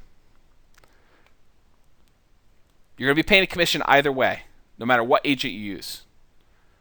In this case, you get someone who's willing to do all sorts of extra stuff for you and credit all that money back that you paid in toward the commission. Okay? So it's very different than the way other real estate agents work. I don't know anyone doing this. But I think it's good for you. It definitely works for me. And I think it's a big value. If I were on the buying side, I totally get it. I would be all over it. Hiring someone to do it when I know that I'm getting that money back by buying properties makes a lot of sense to me. Okay, some other things you need to know. Number one, I do take time off. I'm not on call 24 hours a day. I do occasionally take vacations. Taking a vacation later this month. It's June.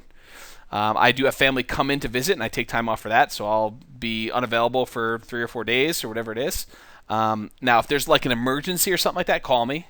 But if you're trying to just have stuff done, like get some checklists done or get organized or something like that, it's just I'm going to be on vacation. I'm going to be with family doing some stuff. And so I do take time off. I'm not on call 24 hours a day. While I do typically work late, like I'll work in the afternoons or evenings, sometimes really late, it should not be expected. So to think that you're going to get a hold of me at 10 o'clock at night, I would not have that expectation. I would think to myself, okay, business hours, usually that's okay. If I get him at night, great. If I don't get him at night, don't get all worked up like, oh, where is he? It's 9 o'clock at night. He's got to return my call. No, plan on during the day. Okay. I do often take time off in the afternoon as a break to get some exercise. So sometimes I'll get up at 5 o'clock in the morning and I'll analyze properties for 2 or 3 hours. Then I'll go and do some other work, doing contracts or work for clients or whatever it is. And then, I've already worked a full day by lunch. And so then I'll take, 2 hours in the afternoon to go take a hike and listen to an audio or kind of get some exercise. And so that does happen. So if you call me in the afternoon, I'm out on a hike or something like that, I'm not taking a half day. In many cases, it's that I'm taking a break. So sometimes I do pull all-nighters, especially if I'm doing coding. Sometimes it's easier for me to do coding at night where I'm not getting 30 emails in all the time and phone calls and stuff like that. So I'll pull all-nighters to get something done. And then I will sleep in late that day. So if I pull an all-nighter and then I don't show up till 11 o'clock the next morning, that's why. So, just trying to set some expectations. I would rather under-promise and over-deliver, but just realize that I'm not 24 hours a day type of guy. I usually take off, good parts of the weekend. It's the weekend now. It's a Saturday, and I'm recording this, and I've analyzed some properties late last night, this morning actually, more like 1 o'clock in the morning. But this is a weekend, and I'm doing some work. But to expect that, he's always going to be on Saturday, he's always going to be on Sunday, or he's always going to be in the evening, or he doesn't ever take vacation, stuff like that. I think those are unreasonable expectations, and so I do take time off. I often put my phone on Do Not Disturb. So, as you might imagine, to get stuff done, I put my phone on Do Not Disturb. And then I focus on analyzing properties. So if I'm going and analyzing a couple hours for the properties, it's really hard to answer the phone and then get back into analyzing, and answer the phone and get back into analyzing, especially when I don't know if it's like really urgent phone call stuff.